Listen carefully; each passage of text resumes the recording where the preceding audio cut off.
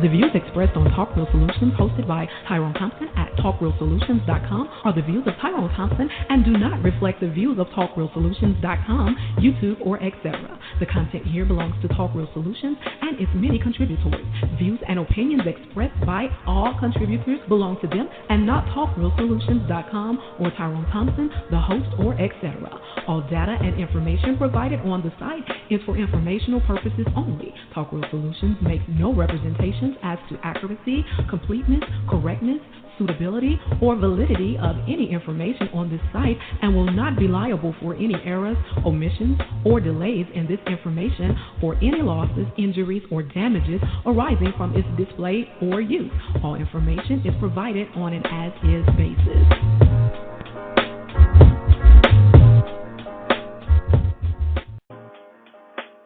All right. Welcome to the show.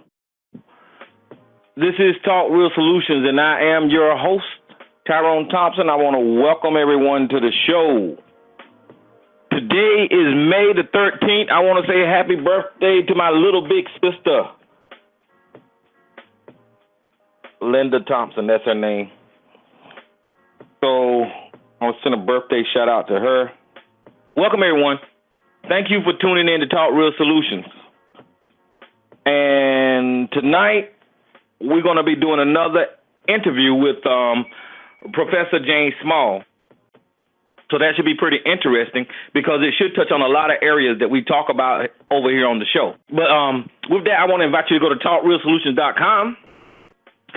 And on TalkRealSolutions.com, there you'll find a 3-point plan to Black empowerment and financial freedom. The Talk Real Solutions 3-point plan to Black empowerment and financial freedom. You know, the 3-point plan consists of 3 points. The first point is to get together with like-minded people. The second point is to stop all unnecessary spending and save your money. You don't need those Air Jordans. You don't need that flash screen. The third point is to, as a unit, invest and save your money in a verified and trusted institution. A great goal would be for you to start a Black-owned business. And, of course, you know, on TalkRealSolutions.com, we have a link to African-American-owned banks and African-American-owned federal credit unions. We could all start moving our money to these institutions to start practicing group economics right now. And on the website, please donate to TalkRealSolutions.com. You can find a donation link on either side of the page. And check out the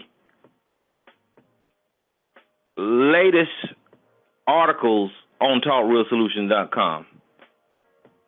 We've updated the articles, and you guys know this is where we get our news stories from on Thursday. All right, and that's TalkRealSolutions.com. Please check us out over there. And don't forget our Facebook page. Please go like the Facebook page. And, you know, I got an email, and I'm sorry I don't remember your name, but I got an email today from someone asking about the app. Okay, I haven't been updating the app because I didn't know anyone been using it. So what I'll do is I'll go ahead and start updating the app with the most recent shows, and then you guys will be able to use the app to listen to the shows or whatever the case may be. It's a pretty cool app. So I'll go ahead and I'll start working on that, but y'all got to give me about a week to do this because there's a lot of shows that I haven't put on the app yet, and I'm doing this one show at a time, 3-hour shows, well, not even 3-hour shows, I guess, however long we do the shows, but I'm doing it one show at a time, whatever long, whether it be 3 hours or 6 hours or whatever we're doing, and then I got to upload them to the site so they can be recognized by the app. So please give me a little bit of time to update that, and I'll get on that. All right? And I want to thank everybody for participating in the shows. Last night we had a good show. The night before we had a good show. We've been having very good shows here lately. And all the participation, I want to say I appreciate it. I want to thank you for dialing in to give your questions or comments or your ideas or thoughts on whatever the topic is. So thank you for doing that. Ladies and gentlemen, the number to call in is 858-357-8453. And like I said, tonight we're going to be interviewing Professor James Small. We're going to talk about a wide variety of subjects, from voodoo, the God's concept, spirituality, the mentality of the black man and black woman. We're going to just get into all of that with Professor Smalls. I left an S out on his name. Shoot, I'll correct that. All right, let me get Joshua on the line. Joshua, welcome to the show. Hey, what's going on, Tyrone? What's happening, brother? Not much, man. Not much, man. Well, once again, man, you got us a guest that seems to be over here, and he's going to touch on some of the stuff that we all talk about. So tell us a little bit about him, man. Well, here's the thing about James Smalls. He was born in 1945 in Arcadia Plantation. He was born in Georgetown, South Carolina. His family can trace his roots back to the Yoruba and the Akan and the Yu people of West Africa, if I said that last name right. His grandmother and great-grandmother were members of the Chickasaw Nation, and if I said that right, and he's going to correct me because I said that wrong, but it's okay. We fair to be corrected. And they made a home with the mighty river of the Wakawa River. His brother has a hell of a history. I mean, we can do a lecture just on his history itself. I mean, his background and stuff is very interesting. James Smalls went to Howard High School in Georgetown, South Carolina in 1964. He's a veteran of Vietnam. Upon his release from the military, he joined the Organization of African Unity, which is a organization that was founded and started by Malcolm X, one of our great teachers and great revolutionaries. He also was the imam, so he has different backgrounds. So he just wasn't blocked into one thinking. He also was an imam. He was a minister of the Mosque Incorporated, also founded by Malcolm X. Professor Smalls also traveled to Mecca and made his pilgrimage. He taught for nearly 17 to 20 years, and he done taught with people like Kwame Ture, Elvis Cooper. This brother has been around. He studied with people like Dr. Ben, Ivana Sertima. So this gentleman, he's been around for a very long time. So it's going to be interesting to hear what he has to say. And I'm glad that he was able to do this interview with us. So I'm very happy that he's with us, that he can grace us, and it's something that we're going to remember for the rest of our lives that we even talk with this brother. So, and he's also married. He has 4 children. He's married to a queen. I had to bring that in there because that's the balance. So he's balanced. So he has that queen with him. So he's able that he has that strength, that inspiration that we all need. So he has the inspiration coming from his queen. So this is a good thing. So I'll further ado, let's bring this brother on. Let's bring this. Okay, bro. What's his area code? And if you're on the line, Professor Small, please press 1 so I can see that your flag is up. But it sounds like he's from my stomping grounds down here around Georgetown and all of that. Right. Did you press 1 yet? Do you know his area code? Because I don't see he didn't press 1 yet. His area code should be. Hold on.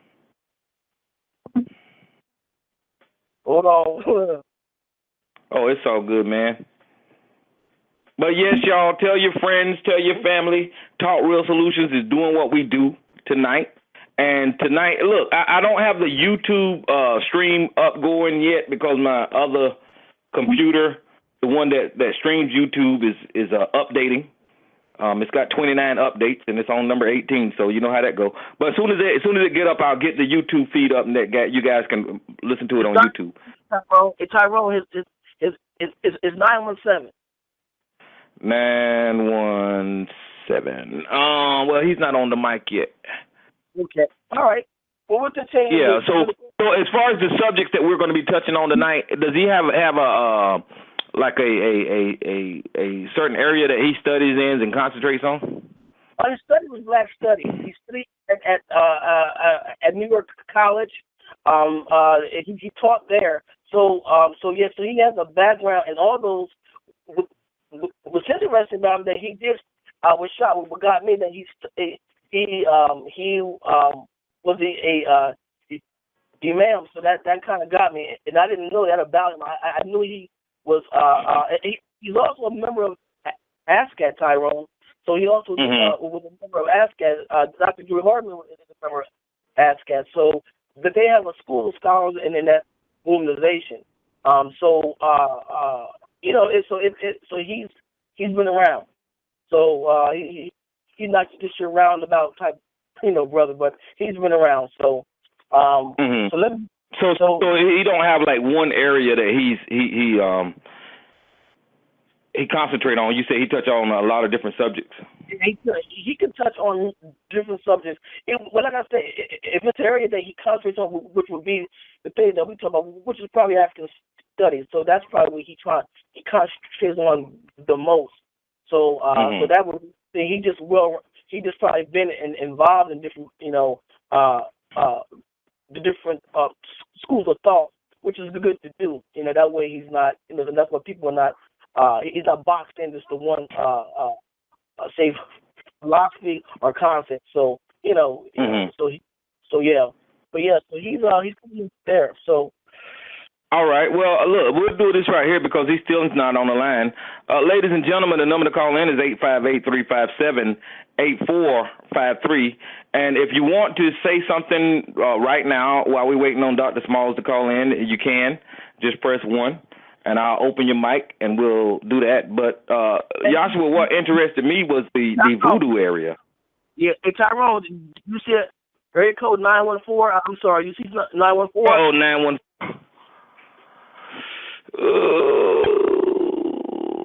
No, just tell him to press 1, man. As soon as he press 1, I'll get him, but there's no 914 here either. All right. Okay, yeah, y'all can call in if you want to, 858-357-8453. And like I was saying, Joshua, the area that interests me is voodoo. Now, let me ask you this right here. Do you think that it would be better off if we as a people practice that type of spirituality?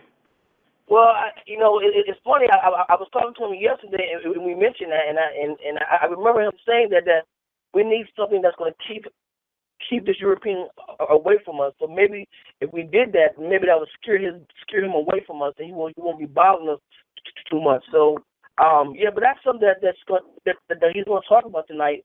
Whether or not should we in fact be practicing a spirituality like that?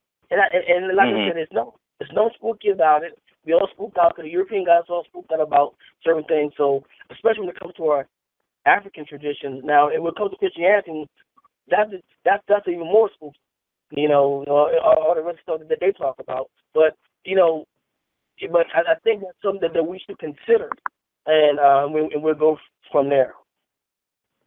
Well, when you say we should consider, are you looking at masses of people looking at this, or because what I'm saying is this is my stance, and I know my stance is different from a lot of people. Tyrone, hold on. He's calling. Hold on 1 second. Let me take this. He's calling me. Okay, go ahead there. Well, I'll go ahead and talk to y'all. This is my stance.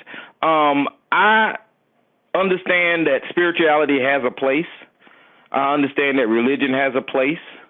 And I understand in our history of humanity that it helped us through some hard times. You can't deny this. There's a lot of times when we come together as a people on a spiritual level, we can actually make some things happen. But with me, personally, in 2015, I believe that I can get along without all that. I believe my passion for my family, my passion for my community, I believe that's enough motivation for me to stay on course and build.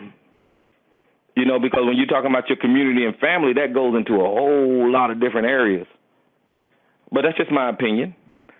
But I can tell you this right here. I would rather see us practicing something that's native to us compared to practicing something that was handed to us and used to manipulate us.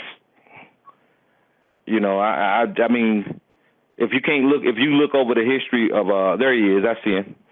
All right. But without any further ado, ladies and gentlemen, we're going to open Professor James Small's line. Welcome to the show, sir. Thank you, sir. Can you hear me? Yes, you're on. You're sounding loud and clear. But Joshua's line dropped off now, but he's going to call back in. But how you doing, Professor Smalls? Welcome to the show. Welcome to Talk Real Solutions. I'm sorry I'm a little bit late. I was dialing wrongly, but I got you. Brother Joshua got me in. Okay. Well, here's Joshua here, and Joshua, Professor Smalls is on. Yes, Dr. Small. I just read some of your bio to them, and I was discussing to them that, of course, you were born in 1945 on the Arcadia plantation. I went on to tell them that you were born in Georgetown, South Carolina. I was telling them that your family can trace their roots back to the Icanian Nation and the Ewe Nation. If I'm saying that right, you can correct me if I'm wrong. And the people of West Africa. Because it's Akan and Ewe. But we don't need to give folks all of that stuff. We just need to start talking about the business. Right.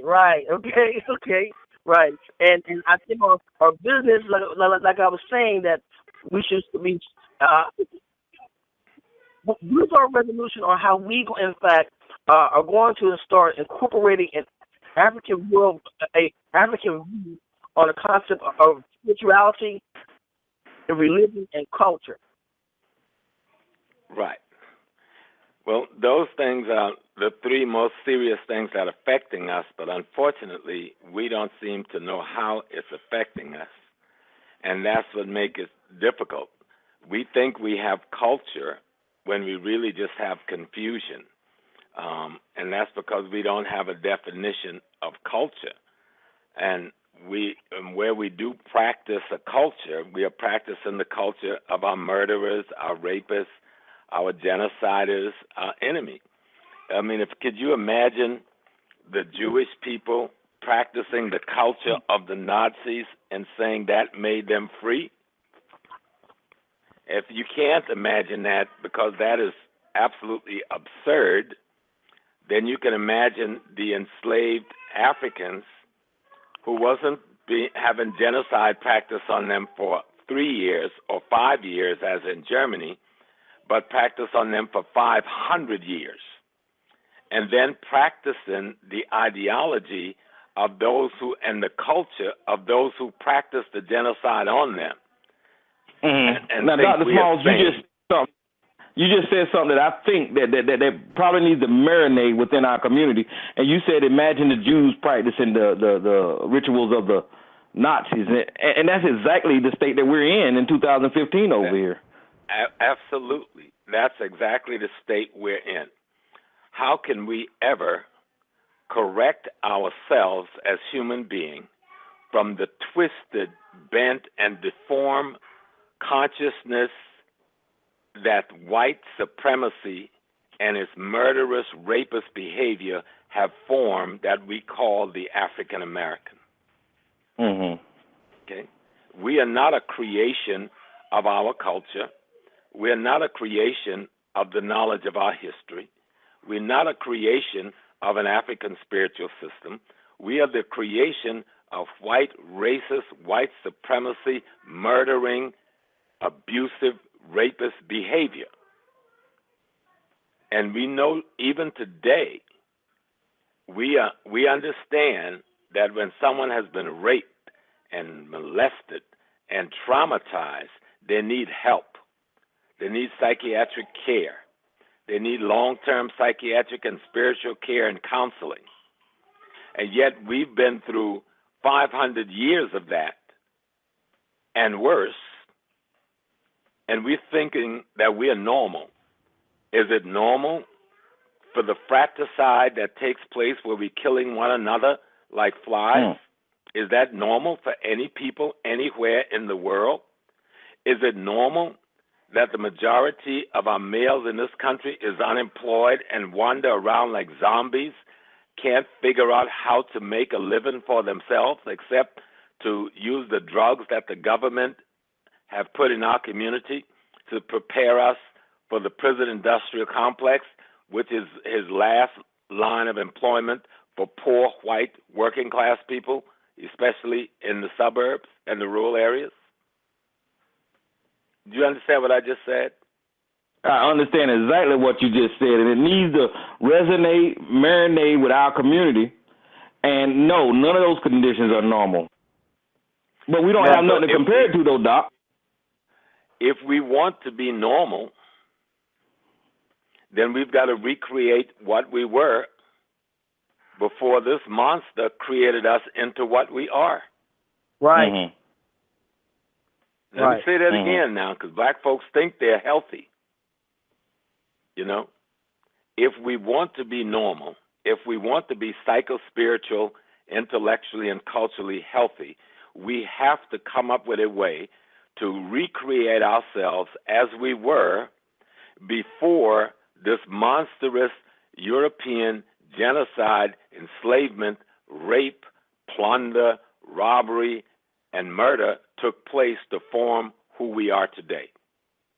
And then what must we do? Right. Did we have a way of knowing God before we met the white man and the brown man? Because this isn't just a Christian crime. This is a Judeo-Christian Islamic crime that has gone on against us for close to 3,000 years, not 500. There was 1,500 years of Arab, Turkish, Islamic slave trade in Africa and the Indian Ocean and the Sahara Desert and the Middle East before the transatlantic slave trade. Right. And before that, we were being traded as slaves by the Romans, and then before that, by the Greeks. So see, if you don't know history, you can misdiagnose your illness. Right. And you won't understand the gravity of the damage that's been done.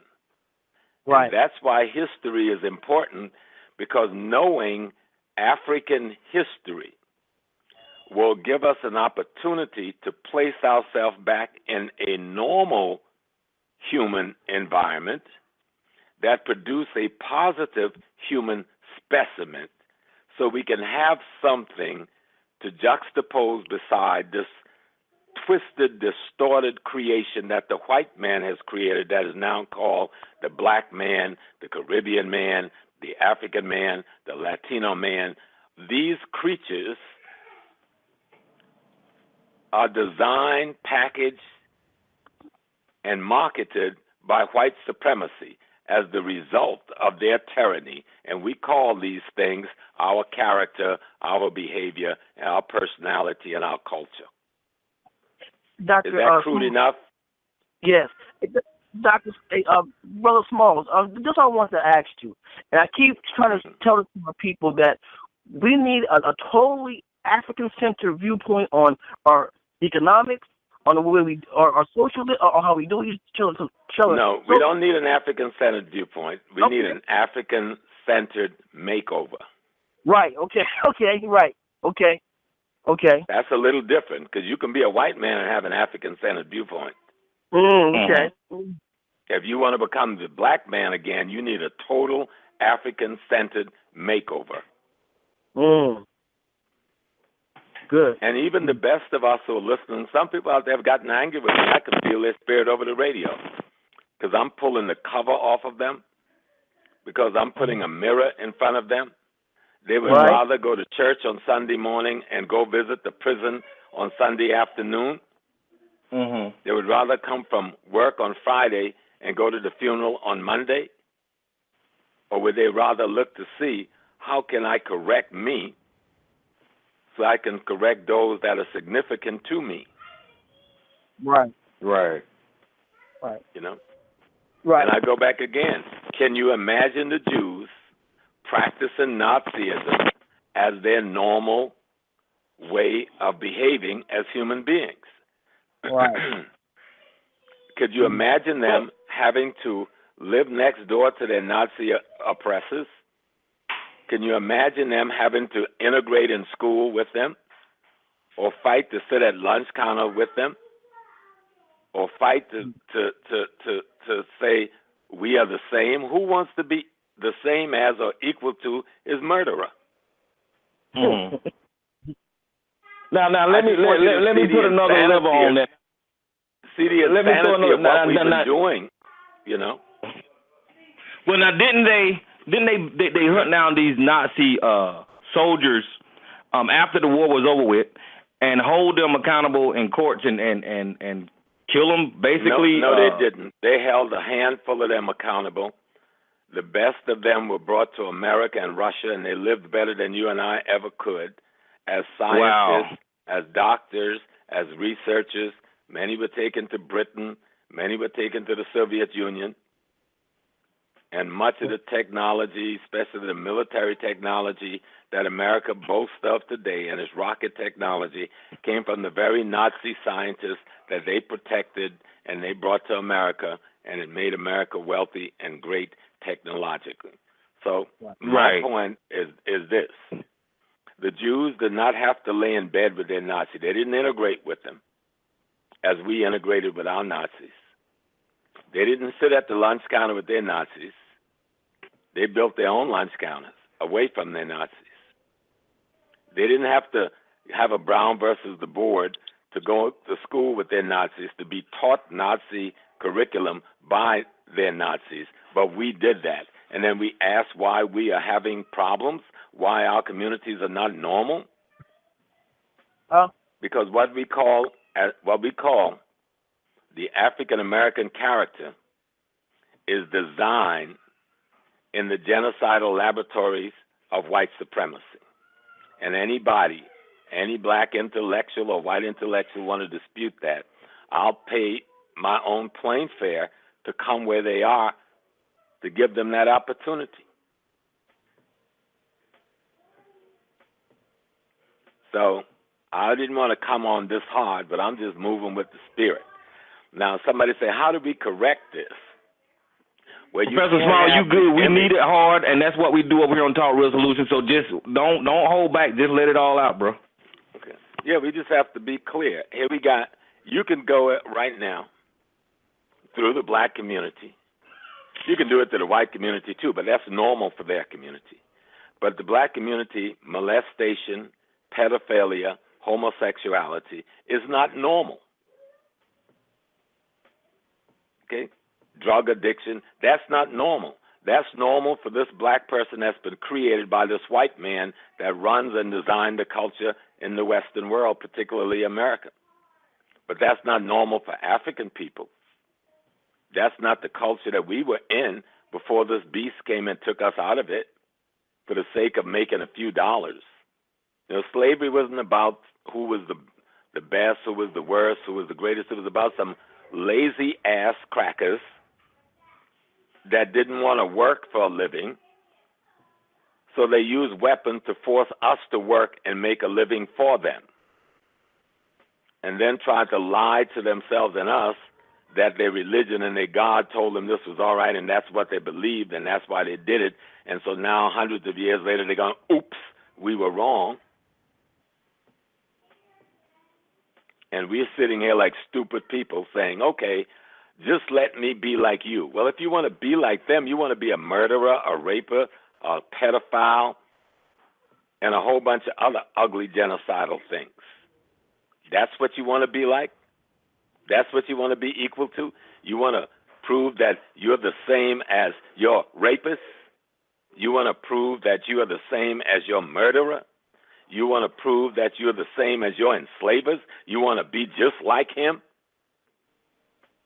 That insanity have been fed to us as social ideology for the last 50 years or more. And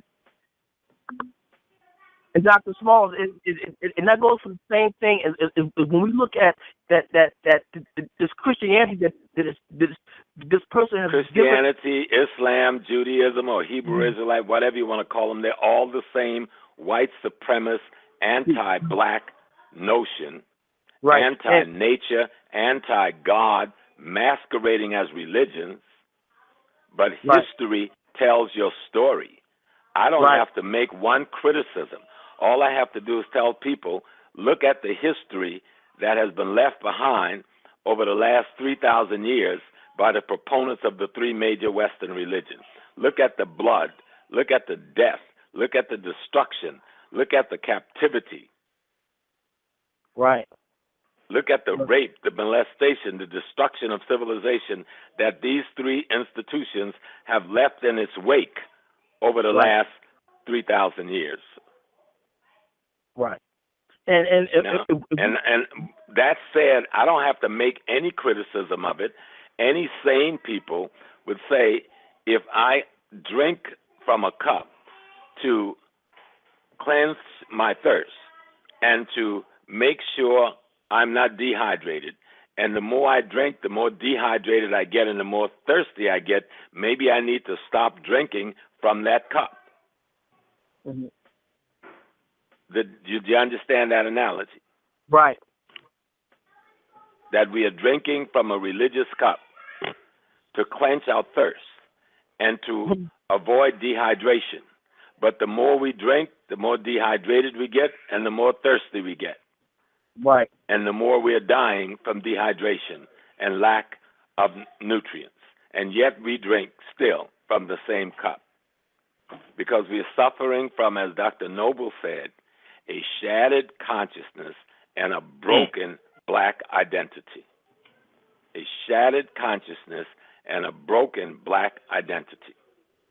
And even when we try to create a black identity, we try to create it in white. And that's why it doesn't work. You can't be black people in white face or white people in black face. So whenever we try to create a black identity, we create it in white because that's all we know. Yes. Yes. We want to imitate them. We want to be like, well, they're murderers. They've built a society on genociding millions and millions and millions, if not tens of millions of people in a 500-year period. They've slaughtered, and the blood has run from Timbuktu to Arizona, from Bolivia to South Africa. The murder, the mayhem, while they sit in Europe and America and brag about their beautiful metropolis and their wonderful museums filled with the things they robbed from the lands of the people they murdered.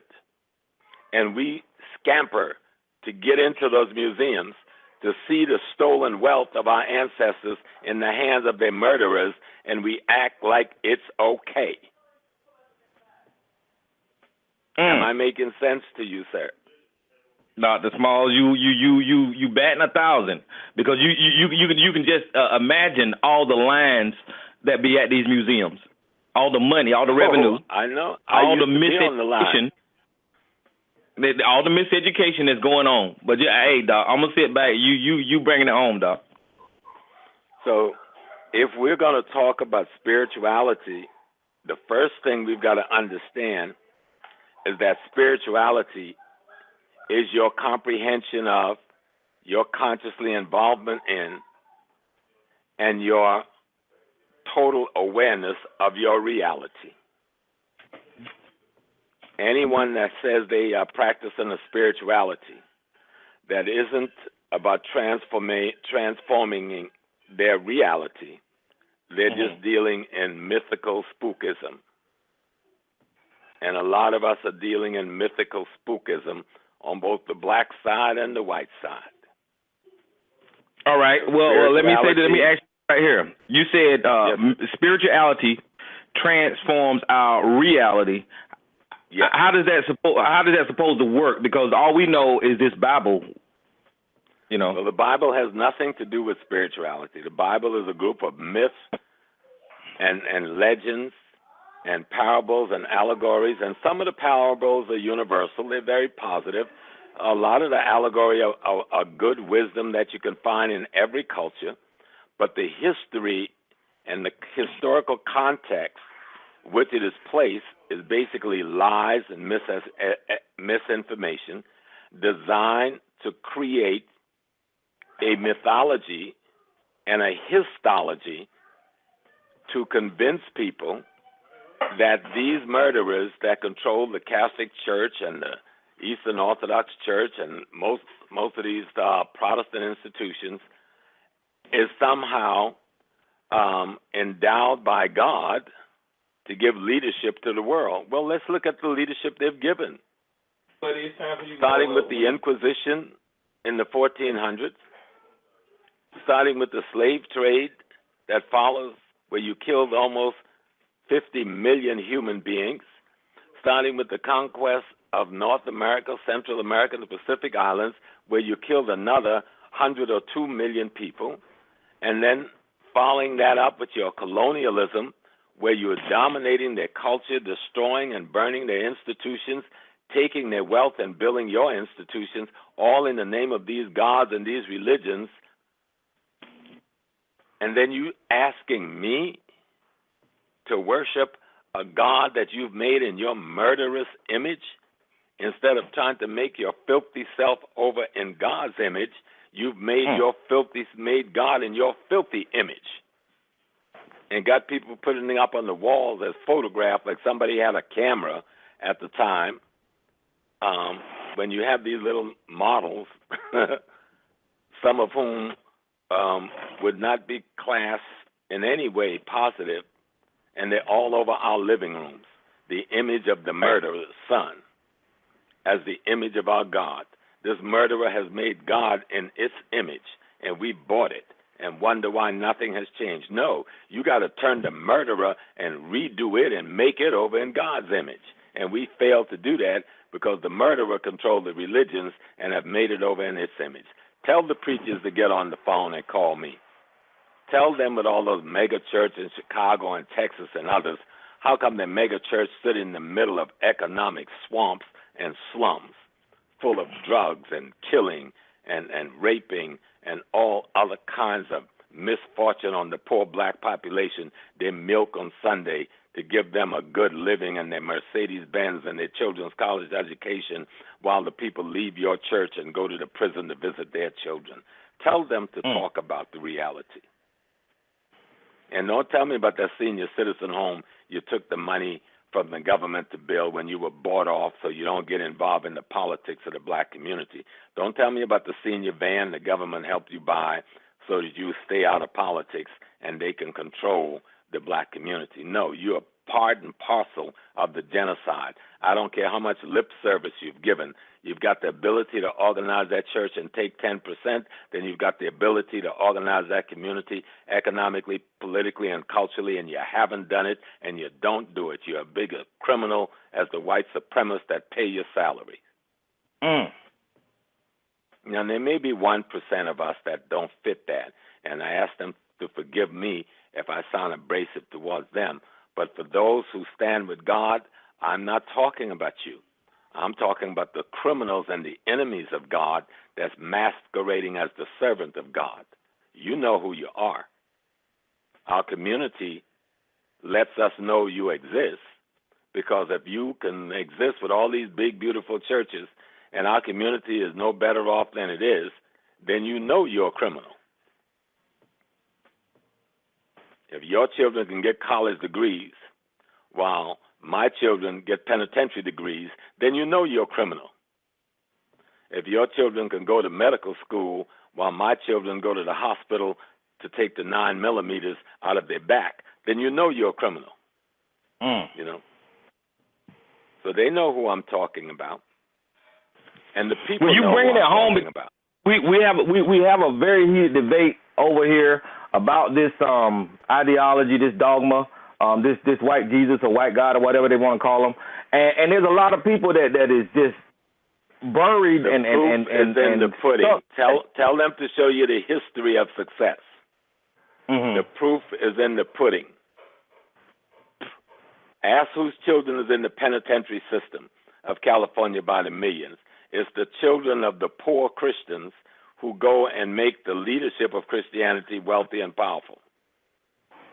Ask those elected officials from the black community who think they get elected to have jobs for life, but they have no obligation to serve that community and help them out of their dilemma.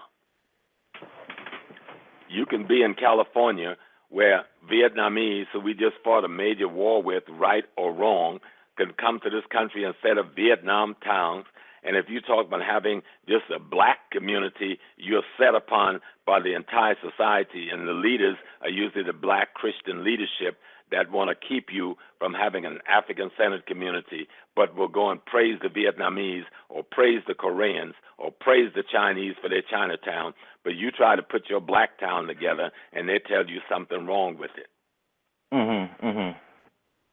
You know, who runs all the stores in our community? Many of the brothers and sisters of color who have privileges and rights in this country because we bled and died to win them come over here and they're nothing more than the parasites that feed on our body as though we were the saprophytes. They see us bleeding and dying, and they come like a bunch of skunks out of nowhere, parasital skunks, to feed on us with their liquor store and their corner grocery store and their nail salon and their hair this and that. They know that they've come in a community of a beaten down, weak people. They don't come as our now. brothers. While you're right there, Dr. Smalls, I want you to touch on some people in our community that takes the ones like Reverend James Peterson, or the ones like what's his name, Charles Barkley. The people that's part of our community looks like us, sounds like us, walks and talks like us, but they take their time to actually insult us and try to put us down and take up the white supremacy ideology. Ask where they get their money. Ask where they get their money. Right now, you can get a group of young black men in Los Angeles to go to a bank to try to get money to open a small business in their community, and they will be told about their credit reference and their paper trail. But how does all these foreigners with no credit reference and no paper trail get the finances? If they had this kind of finance at home, they never would have left home. Well, somebody's financing these enterprises all through the black community, from the East Coast to the West Coast, from the Canadian border to the Gulf. The same people is running the same enterprise. You go into the dry cleaners from New York to California, and there's one Asian ethnic group. You go into the laundromat from New York to California, is another Asian ethnic group. You go to the corner store in the corner, is one Latino or Arab group. Who organized all of this? And where was the Negro preachers and political leadership when all this was being organized since 1954? Because before that, this was not what was happening. Before that, before we had Brown versus the board, black kids were scoring higher in math, science, and reading than white kids in America. Right. The board, we're at the bottom of the barrel because we allowed the Nazis to begin to teach our children. We allowed our Nazis to design our curricula. We allowed the white supremacist American in Texas to pick our textbooks. We are in communities where the school system is 100% black, and you find black people fighting against teaching black people black history. That is the most insane, asinine shit you ever want to hear of. But it exists from coast to coast in America, and this backwards, twisted, malformed product of white supremacist intellectual masturbation acting as the black intellectual elite. And because they can drive a Mercedes or a Lamborghini or live in a certain community and go to certain little balls every year, these little imputed things that can't point to any products of theirs that is worthy of referring to as a civilizing agent. And yet we hold them up as leaders in the black community. But we don't. White people do. Right, exactly. Now, you know, speaking on that right there, as you speaking on that, it gets. Okay, go ahead. You speaking on that, I just seen an interview with Raven Simone on The View. Now, and who is Raven Simone? Raven Simone is a little idiot that has a job because she's a clown in the movie industry. Did you see that interview where she said that she don't think that Harriet? She said that she don't think that Harriet Tubman, because they actually having a conversation about putting Harriet Tubman on money on a dollar bill. But Raven Simone isn't nothing. She's a little ignorant nobody with some money that white folks used to clown around with white girls on TV and paid her for it. Who the hell is Raven Simone? Right, exactly. But our community, we look at these people as like they really... No, but when me and you discuss her, we must discuss her as being some ignorant little backwoods child that white people gave a job to be a clown on TV shows and paid her for clowning, and now they want to make the clown an intellectual articulator of black folks' condition. Please, Right. she's a movie clown, and God bless her, she got a job. A lot of us don't have that job, but past that, she does not have the degrees. She does not have the PhD or the master's in African history, sociology, spirituality. You got some little ignorant, backwards child. Yeah, So she all is you have to totally do is have money. If all you have to do is have money, then let's bring all the drug dealers and the bank robbers and let them represent the community. Let them be the spokespersons. Yeah, she is totally misplaced because she is practicing that gay stuff too, that lesbian whatever. You know, all so that she is really white don't. supremacy's filth, and white Right. supremacy's filth that goes Right. back to the Greeks. Let them keep white supremacy's filth to themselves by playing us about liberation this and freedom this. Where was the gay when we were enslaved? They were part of the enslavers. Where was the white gay community doing Jim Crow? They were the ones carrying out Jim Crow. So keep that filth to yourself. Right. Hey, Dr. Small, and on that note, I want to do one thing before Tyrone starts going to the phone. Explain to us voodoo, hoodoo, and candomblé. Explain to us and okay. Let's be very simple so we don't get caught up in language complications or conflict. Voodoo is an African word. Right. And there's only two languages you find it in, the Fon language of Benin and the Ewe language of Togo. And then you find it in the Creole of Haiti because many of those people came from those two communities. And the word simply means God. It is an African word for God. The white man used it to describe our whole spiritual system as he saw it in Haiti, and then we later began to use it to describe our spiritual system. But in Africa, it was used simply to mean God or the essence of God. So if you were in the area like where the Ewe-speaking people are in Togo and the Volta region in Ghana, and you want to say the essence of God in man, you say voodoo Gazi. Gazi means man, and voodoo means the essence of God. If you wanted to say the essence of God in nature, you say voodoo Daha. Daha means nature, and voodoo means the essence of God. So what the white man did was to take one of our words for God, and Africa's got thousands of languages, just like Asia has thousands of languages and dialect, and Europe have thousands of languages and dialect, but they don't like to deal with that. They like to point out, Africa have thousands. Yes, we do. And all of them speak well of God, you know. And so in our language, when we talk about anything, people, person, people, place, or thing, in every African language I know, either the suffix or the prefix of person, people, place, or thing have the word God in it. No other languages in the world does that. That said, God is a part of every and all things at once. Matter of fact, the Ewe have a word that they use. It's called Sogbe Lisa. God is the totality of creation. And what they're saying is that every living thing, including the human, is nothing more than an expression of an aspect of divine essence having the human experience.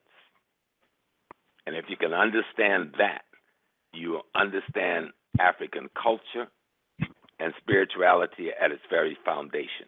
That every living thing, animate and inanimate objects, are nothing more than an expression of an aspect of the divine essence having that experience. In its totality, all of it makes up the divinity. That is the omnipotent, omnipotent, omnipresent, and supreme. Because if anything is all of that, nothing else can exist but it. So what is the rest of existence but expressions of aspects of it having all of these varied experiences, which makes up its totality? That's African culture in a nutshell. That's African spirituality in a nutshell.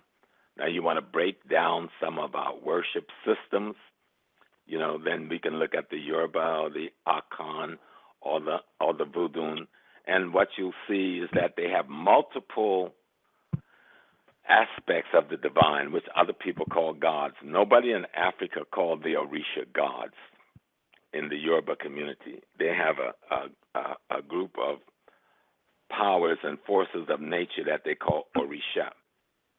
Over here in the West, we call them gods. Nobody calls them gods there. And in the Akan culture of Ivory Coast and Ghana, they've understood and broken down the forces of nature. They call it the Obosum. Over here, white folks who write about it from Europe and here say, oh, these are African gods. No, all African society understand the omnipotent, the omnipresent, and the supreme. We must. We taught it to the Europeans. Long before there was a Christian church in England, there was already Christian churches in Ethiopia and the Sudan. So when we came to America, 1/3 of us were already African Christians and didn't know nothing about the European form of Christianity. But nobody talks about that. If you read LaRon Bennett's book, Dr. LaRon Bennett, who used to be the historical editor for Ebony for many decades, in his book, The Shaping of Black America, he will tell you that during the enslavement process of Africans, the British colonies had a rule: if you were a Christian before you were enslaved, then they had to set you free. But they discovered there were so many Africans that were already Christians, they had to change the rule. All right. Well, yeah, because you speaking, I got Christianity, mind you, I'm not talking about the white European Christianity that grew out of the white supremacist Roman concoction that we know as the Catholic Church.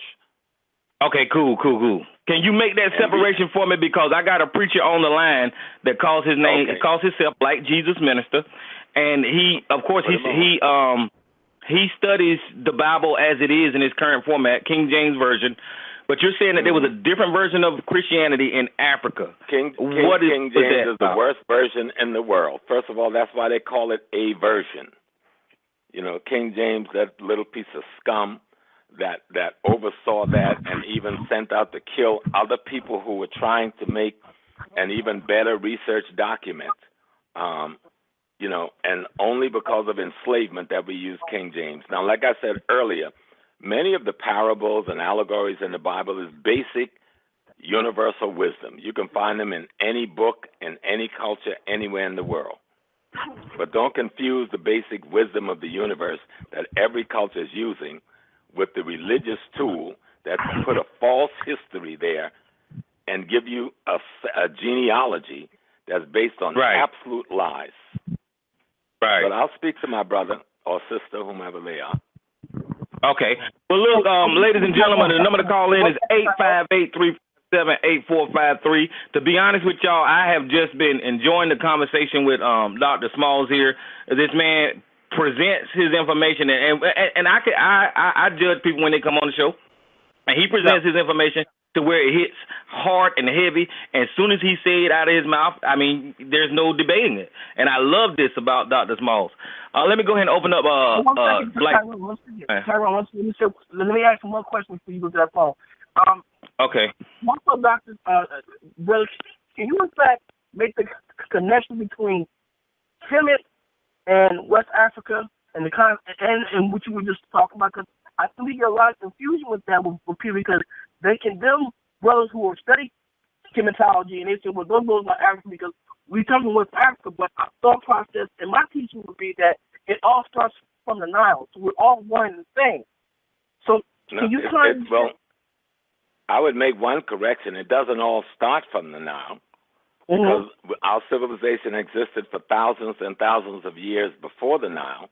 Right. But the Nile represents one of our most significant implants of civilization on Earth, and it has left some of the best records in the world. And so that makes it enormously significant. You won't find an institution. I'm a priest in the Yoruba tradition. I'm a priest of Oya. I've been studying the tradition since 1967. I'm a former imam. When Malcolm X was killed, at age 21, I'm the guy that took over the mosque. At that time, I went and made my Hajj in 1975. You know, I was Hajj Amin Abdul Shahid. I've also been, I grew up in the Baptist church in a household with a Baptist minister, Reverend Andrew Small, and in the woods of South Carolina. We were old school Baptists. So I understood the Bible before I was old enough to even speak well. Right. And I'm also an initiate in aspects of the Voodoo tradition and of the Akan tradition. And I taught religion and black studies at City College for 18 years. At the City College of the City University of New York. So I'm not exactly a novice. I'm not exactly a novice at this. So you would say, Dr. Small, so you would say that before the Nile, which I agree with you 1,000%, before the Nile, within the Nile, into West Africa, we are related. Because I think a lot of us still get, some of us, even some of the callers might say, well, our ancestors from West Africa. Like, dude, so don't you understand that we have to understand that people are just coming into some of this knowledge, and ignorance still dominates the dialogue. Right. And a lot of people, don't know any better. And so, but then that speaks to the fact that they're not well trained in what they do know, because you shouldn't argue when you don't know. You should only present what you at least think you know based on some data. Any perspective I lay out here, I can give you a book to back me up all the way back to the Odyssey and the Iliad by Homer, or we can look at the Phaedrus by Plato, or we look at the Philosophy of History by Herodotus, or we can look at the 8th century Iraq, where our brother Jahiz wrote a book, and this 8th century Iraq now, this is a black man, and you can buy his book in Barnes & Noble. It's so funny, there's so much stuff out here, where he wrote a book in the 8th century Iraq, and the title of the book is The Superiority of the Black Race Over the White. 8th century Iraq. Wow. Dealing with many of the same issues we're dealing with today. Or we can look at Ibn Khaldun, as Ibn Khaldun writes his treaty of history during the time of Timbuktu, and he visits and lives and studies in Timbuktu, and he writes about the great civilizations of West Africa. This literature is out there. Or we can go back to Josephus.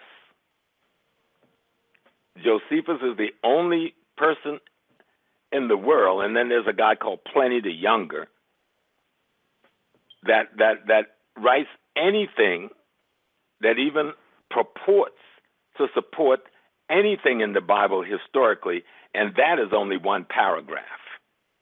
There is no historical data backing up anything in the Bible or the Torah. The Quran have some historical data, but the Quran is still a replication and a repeating of the Torah and the New Testament, with the addition of what is called the final revelations of the Prophet Muhammad. They're really the same religion with three different perspectives that arise at three historical occasions in time. And really, you're dealing with three different peoples trying to get themselves out of three different historical oppressive circumstances, using the same body of knowledge to organize themselves. And there's nothing wrong with that, because much of the literature that we call the Bible, you can find in the pyramid text, the coffin text, the Book of Gates, and the Book of Coming Forth by Day, which are ancient Egyptian texts that are thousands of years older. And I'm also a Freemason, and not afraid or ashamed to say it. I'm a Freemason. In Prince Hall, I belong to Cornerstone 37. So I do have access. And if you want more credentials, I am, at least at this moment, as of the death of Dr. Ben, the acting high priest of the Shrine of Hunefa, which represents the craft of the ancient Egyptian mystery system in the West. That don't make nothing except for a bunch of titles, but it does say that I had to have studied a little bit for people to have recognized me. All right. Well, let me pause you there, Doc. And Black Jesus Minister, your line is open. Welcome to the show. How you doing? I'm doing just fine. And Dr. Smalls, how are you, sir? I'm good, my dear brother. How are you doing? I'm doing just fine. All right. Hold on, Black Jesus Minister. Let me do this right quick. Who is 720? Who's on the line? This is Asar Cox. Okay, Asar, hold on the line. You're going to go after Black Jesus Minister. And this unknown caller, who's on the line? Maxine. Hello. Maxine, you'll go after Asar. All right, Black Jesus Minister, go ahead with your questions or comment, and then we'll get Asar and then Maxine after Asar. Go ahead for Dr. Small. Yes, sir. I would like to thank you for your solid and unabashable pronunciation and denunciation and homosexuality, because it is indeed an ill to the black community. I want to thank you for that, sir, and being an elder in the community and stating that fact and being bold enough to say it. Yes, sir. Additionally, I would like to also thank you for confirming what I have been sharing and teaching here on TRS for about a year, and I'm absolutely, miffed all of a sudden how my brother Tyrone Thompson, the host of the show, is absolutely exuberant and excited about understanding and believing the truth that you just spoke, when he has had trouble receiving the truth from me for over a year, that Africans were Christians before they were enslaved, and that Christianity was not handed to Africans by Europeans, but that it was Africans who Christianized Europe. I appreciate you for stating that fact, and I'm glad that Tyrone has finally received that. Perhaps he needed to hear that from you to receive it. But may I say, Brother Minister, may I say maybe what you didn't put in there is that the reorganization of Christianity that the Europeans did and then rehanded it to us after slavery was not the same organizational precepts that we gave to them. They took it, reformulated it, and repackaged it. And that's why we're having problem using it as a developmental tool. Well, and until we go back to what we had before that white man, we're going to be in trouble. Okay. Now, and this is why I've taken on the pseudonym of Black Jesus, because Jesus and the first Christians were indeed black and African and Canaanites. Okay, the monotheistic religion came from the Canaanites that was taught taught by Melchizedek, by you being a Mason. I'm sure let me pause you, brother, because I want to target something, and I don't want you to go into the Bible right now. But could you please explain the Pygmies and the origin of Christianity to the professor, so y'all can have that conversation? I mean, your view anyway. Well, let's remember one thing: we never called this thing Christianity. Let's get that part straight too now. And I did that only to identify. But we never called what we were practicing Christianity. That's something the white man would label it. Because we were practicing the same way of life in ancient Egypt, long before the mythology of Jesus came about. Let me say this. Do you agree that the Coptic Christians, whether you agree with that Christian term or not, which simply means a follower of Christ, do you agree that the Coptic Christians of Ethiopia and Egypt were the first Christians? Do you agree with that, sir? I agree that the Coptics were the first Christians, but that the Copts. But let me finish this, Reverend, because I don't want you to play the entrapment game. I may have to get on a plane, come and visit you now. Hold on, sir. Okay, let me answer it in context. Sir, no, let me answer it. You've asked the question. Okay, Black Jesus. It in context. Hold on, Black Jesus. Hold on, Mr. Small. Normally the format of the show is a little bit more loose, and we just go back and forth. Jesus, I don't want to do that when I got a guest. I never do that when I got a guest. So please allow Mr. Smalls to speak, and then you guys go back and have a regular conversation on it. Let's put the context on it, because first of all, the word Jesus didn't even exist then, because the J didn't exist. Okay, and if you want to say Yehoshua, Joshua, there's a bunch of people named Joshua. The people who said that a liberator would come, the concept of the liberator coming comes out of ancient Kemet with Heru, the hero, Horus. And so that concept was in all of the cultures of the Middle East, especially after the invasion by the Greeks and the Romans and occupation of their land.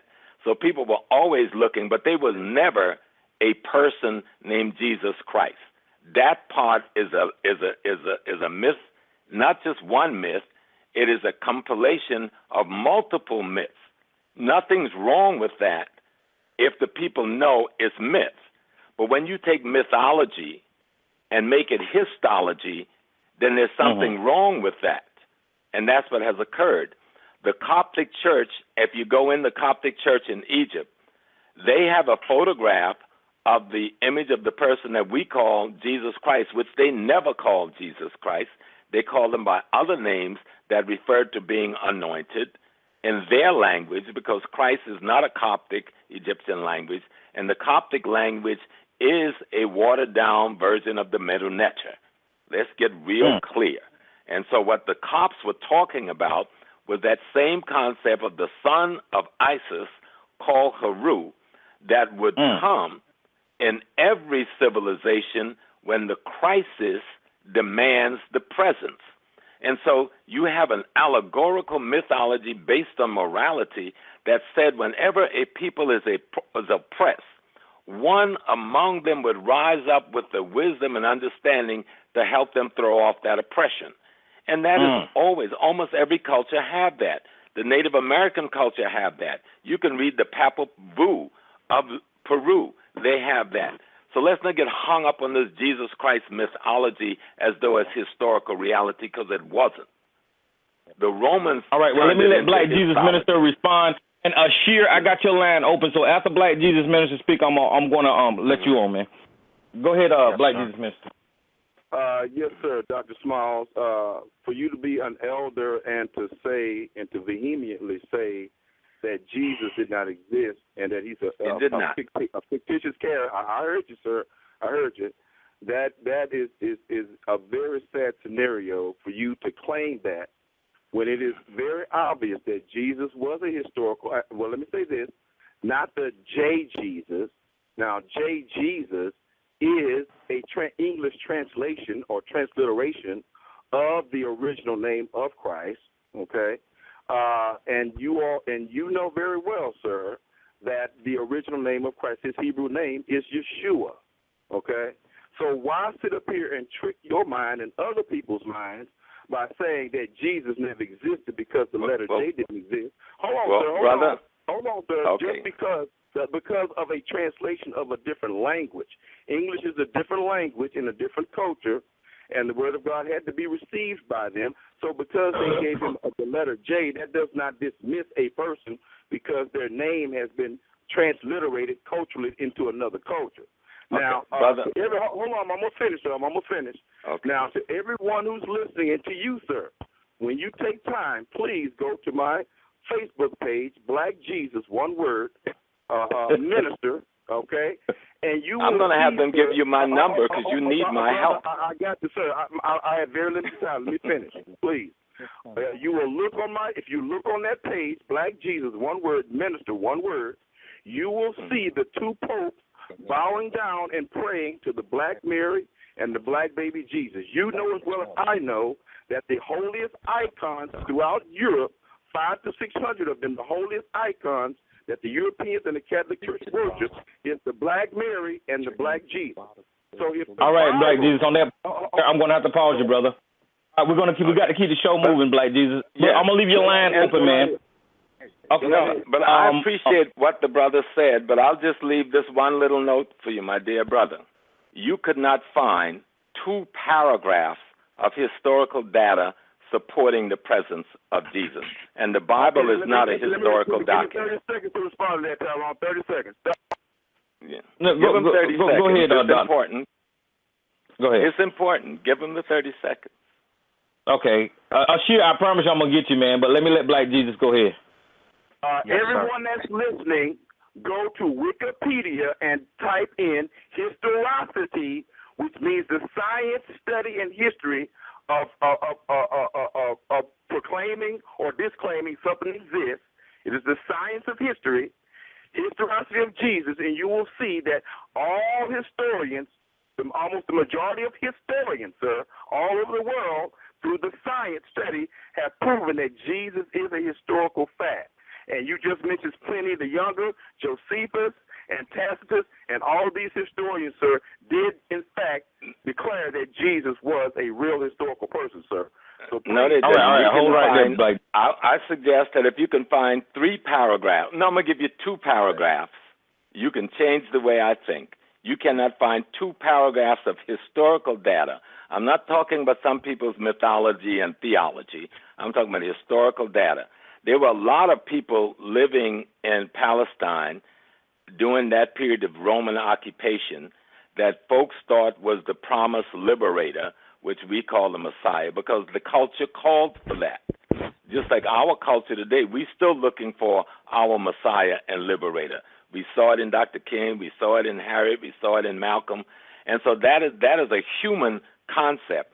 But to take the mythology and to make it histology, while you deny the history of Kemet, Heru, Aset, Asar, and that whole process that proceeds by thousands of years, your process of Jesus, while you deny the writings in the coffin text, in the pyramid text, in the Book of Gates, and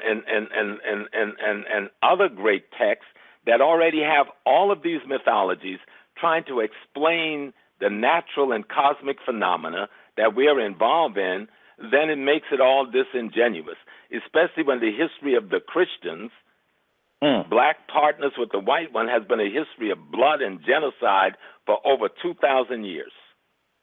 Wow. On that note right there, ladies and gentlemen, we're going to call. Ashir, your mic is open. Black Jesus Minister, go ahead and pack your bags and go home. Now, I'm opening your mic back up, man. But no, don't be rude to our brother. That's inappropriate to be rude to your brother. I'm picking on him. Ashir, your mic is open, man. Black Jesus Minister, your mic is open. But let Ashir get his question out, man, and you'll get back in there, Black Jesus. Ashir, go ahead. E.T., Sodom, Carter, and me, Hetepu, Neb, Brother Smalls, or Aku, Neb, Brother Smalls. 2 quick questions, or 3 comments, I should say. I'm hoping that everything is okay with your hotel in Ghana, and I'm hoping that you elaborate on some of those things so that people can assist you in making sure that that business endeavor with the U.S. and Ghana and Black America stays empowered. Thank you, brother. Absolutely. The second thing is, what do you want us to do as younger leaders for the community, for these movements, and how would you suggest that we progress in getting the people anointed in their mentality of making better business decisions concerning our civilization? Yes, sir. That is the most beautiful question, and thank you for commenting on the hotel. And I could just tell the people what it is. About 60 of us, about 12 years ago, put our little monies together, and we bought a 30-room villa in Ghana, West Africa. And we've been running it for 10 years. We've suffered greatly because of the Ebola scare, but we'll survive it. We survived 2008 and 2010, and we have, depends on our people to help us get through the crisis, where many of the hotels in Ghana is closing, the smaller ones like us.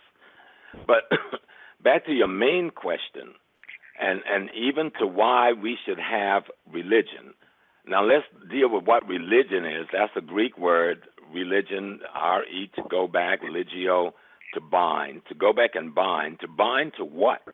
should be the question. What are you going back to bind to? And what one should go back to bind to is the best of the wisdom of the ancestors, okay? Whether that comes in the form of allegory and myth, there's nothing wrong with myth. Myth is a good teaching tool. Africans invented mythology. We invented allegory as a teaching tool. What happens is when we confuse mythology and allegory with reality. That's when we get into confusion. When we take mythical character, even the Horus or Heru character of ancient Kemet is a mythical character. But it doesn't speak to a person. It speaks to a set of qualities that is possible in any person. Do you understand that?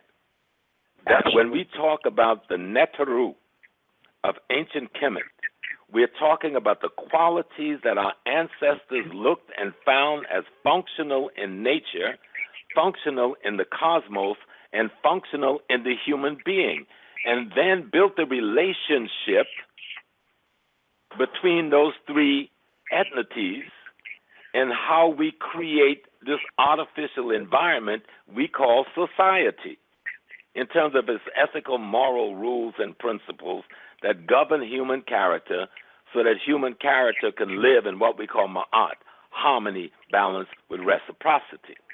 And so to ask what our younger leaders, because it's y'all's time, people like me, we are elders heading out the door. Our job is to tell you that we have faith in you, that we believe in you, and that this generation that's coming behind us is the best of us, not the worst of us, as people are trying to say. This generation of youth today is the best of us. You're extraordinary, but you've got to know how extraordinary you are. And what you need to do is to understand that when we talk about spirituality, we're talking about our reality as it is perceived in our notion of divinity. Now, what is our divinity? The divinity is the best that you can imagine. Remember, you can't create nothing greater than your capacity to imagine. Because all the knowledge we got, none of it floated from the sky. It came from the minds of men and women as they intersected with their ecology and their environment and understood it. Let me show you a little parable out of the Yoruba tradition. Yes, sir. I'm a priest of Oya. Oya is supposed to be the wind. Now, what is the wind? Now, in ancient Kemet, we know the wind in a number of spaces, but in its first manifestation, we know it as Shu, as the air and all that goes with it. And what does the air do? The air mates with moisture, and it gives birth to humanity. You know, it first gives birth to the elements called the stars, Nut, and the earth called Geb, and those two, the minerals of the earth and the energy and the radiation of the stars and the elements, gives birth to the human being, known as a Sar and a Set and Set and Nephthys. Now, when our ancestors laid these things out, these weren't human beings. These weren't real people. They were laying out for us using anthropomorphic symbolisms, just as Christ is an anthropomorphic symbol, is not a human being. And so using these symbols to tell us what the human potential is, that there's a human potentiality that can be explained in terms of mythology and can be addressed in terms of our ecology. And at that level of ecology, that's when we're talking about the Neteru, the forces of nature, the laws of nature that governs everything. So my Oya, the wind, represents. Well, Ashir, I'm gonna pause you because I got Maxine on, and I want to get everybody on. And Joe, you're out. I'm doing this for a question. Go ahead. So I just give him one other bring Professor Smalls out here. Yeah, Oya marries Shango because Oya is change. Shango is the courage to change. So the courage to change must, in the human personality, marry change in process, which is Oya. And then the change in process, which is a feminine phenomena, must marry another masculine phenomena, which is transformation, and that's Ogun. And so these are anthropomorphic symbolisms that's telling us about the dynamic possibilities of ourselves. And so the same thing goes in Kemet. And when those brothers and sisters who took that same body of knowledge and created that school of thought that we now call Christianity, they weren't confused about whether Jesus or the Christ or whatever we called it then was human or not human. They knew it wasn't a human being. But how are you going to explain to non-literate people a concept without using something that the literate people can psychologically cling to? So you must then use anthropomorphic human symbols to represent the ideas and the possibility of divine dynamics that can be developed in the human character. And I hope I explained that well. And you did. Awesome. Well, 1 second. And I have Small, your 1 second. Hold on 1 second. Let me say this. And this goes for when you know yourself, and we have I'm gonna use this word, a baptism of being African. This stuff comes from the mind of an African people, and this what I tell you, everybody understand. This is the greatness of us. Once we know ourselves and get in tune with ourselves, these things that we can do again. And what the brother asked me about what the young leaders must do: study the history, learn the sacred science, and then modernize it. Bring it into the 21st century, because we can't teach the same way with Yoruba like they did 1,000 years ago in Nigeria. We can't teach the same way the Kemet wisdom, the same way they taught it in Kemet 4,000 years ago. But we must take the body of wisdom uncontaminated and refashion the presentation motif for the 21st century. Don't mess with the wisdom now. Leave the wisdom intact.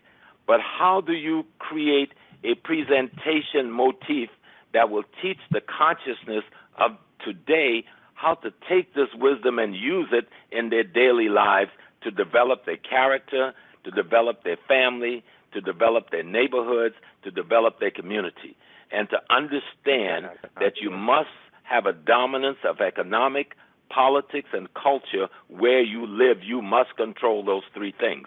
And to control those three things, you must be motivated by the need to provide food, clothing, shelter, and safety for yourself and your family. Once the motivation has set the fire in you, your goals of controlling economic and politics must be informed and instructed by the wisdom of your ancestors, and that's what we call religion and spirituality. Can't separate them. They're all one package. Yes, sir. All right, well, I'm going to take another phone call. But you said it all, Doc, when you say everything starts in the mind of humans. I mean, you can't. Everybody need to understand that.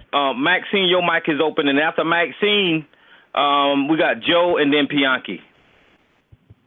Thank you, Tyrone. You have a great show tonight. And Thank Dr. Small, you're welcome. Dr. Small. Yes, ma'am. Yes. I nod my head to you humbly. And thank you. I hope I deserve it, Sister Maxine. Yes, you do. I feel your spirit. I feel your spirit. And as you said earlier, we're the elders. We're on our way out the door. I'm one of the elders, but I have no intentions of going out the door right now. The young people have made this very interesting for me, for all of us. And excuse me.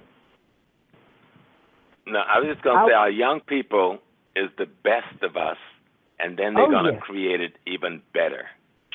Oh yes, they are creating it, and they are. I can see and feel that they are one mind. Mm-hmm.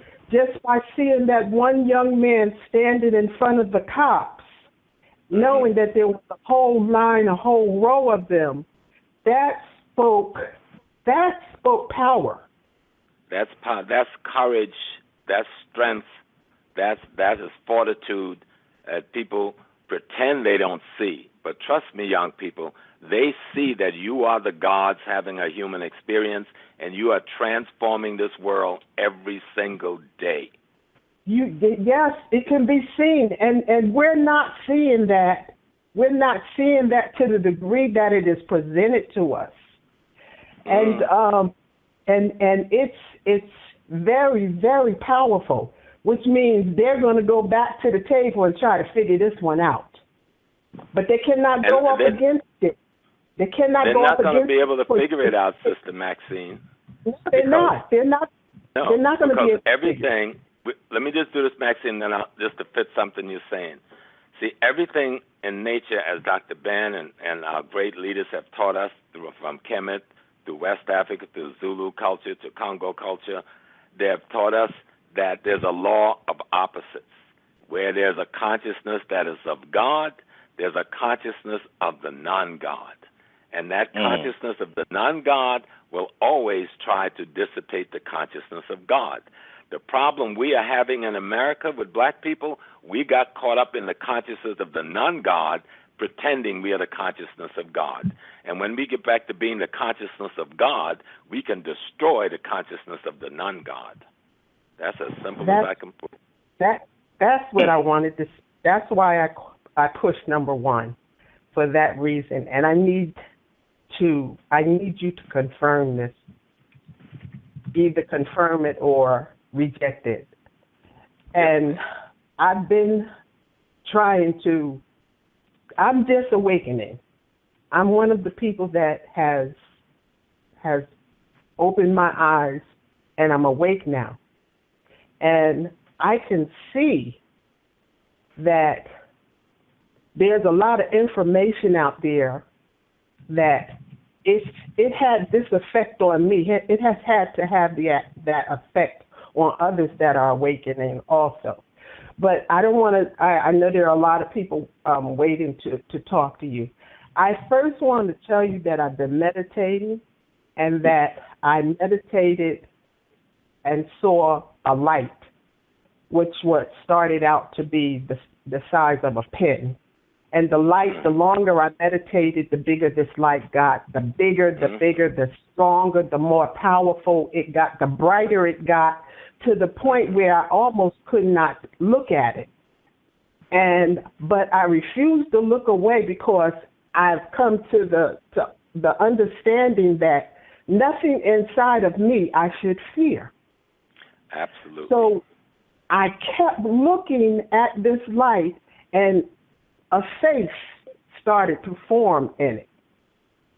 And then the light just started fading. And I want to say to you that the information that I'm getting out there is that we are avatars. Now, have I said something out of the way when I said Avatar? No, that whole movie Avatar, I watched it a couple of times. That is telling the same story that we've been telling for centuries. They just use different anthropomorphic symbols. Different symbols. It's talking about us. It's talking about the rightness versus the wrongness. If we are indeed the rightness, then it's talking about us. If we are caught up in being white supremacist and blackface, then it is not talking about us. And so that's what is so important. The notion, the sun has risen the same way in Japan for the last 1,000, 2,000, 3,000, 4,000 years. And that same sun, when it shines on Africa, have the same effects on Africa that it has on South Carolina. The laws of nature ain't changing. And what we're calling the divine laws and the laws of God was our ancestors discerning, comprehending, and understanding of the laws of nature and the function and movement of the cosmos that he turned into his social and divine laws to govern how he built his character. After you saw order in the heavens and you saw laws and rules in nature governing how things moved in harmony, then you would want to adapt those things into your social ecology to create that type of society, wouldn't you? Okay, could you, right there, now that's the question that I want to ask you. That society that we came from did not, the evil did not exist there. And the information what we call evil always exists. It is a part of the equation. It is the balance that's missing now. You must have the balance. You know, that's what makes Ma'at credible. Ma'at is symbolized by a scale that affords balance. If you're balancing, then you must have both elements. The thing is, the element must balance and create harmony. It's when one thing is out of balance and you have disharmony that you have the confusion we have today. Okay, so then I just want to finish what I was, the statement that I wanted to make, and then I would like for you to comment. That where we came from, there was no evil, and that we came here and to experience evil, to know where in the garden of good and evil, we came rather than to have evil come to where we come from. We came here to experience it, and that this matrix that we're in, we created it so that we could experience evil, and that when we all put our minds together, we can end it the same way we allowed it to go on.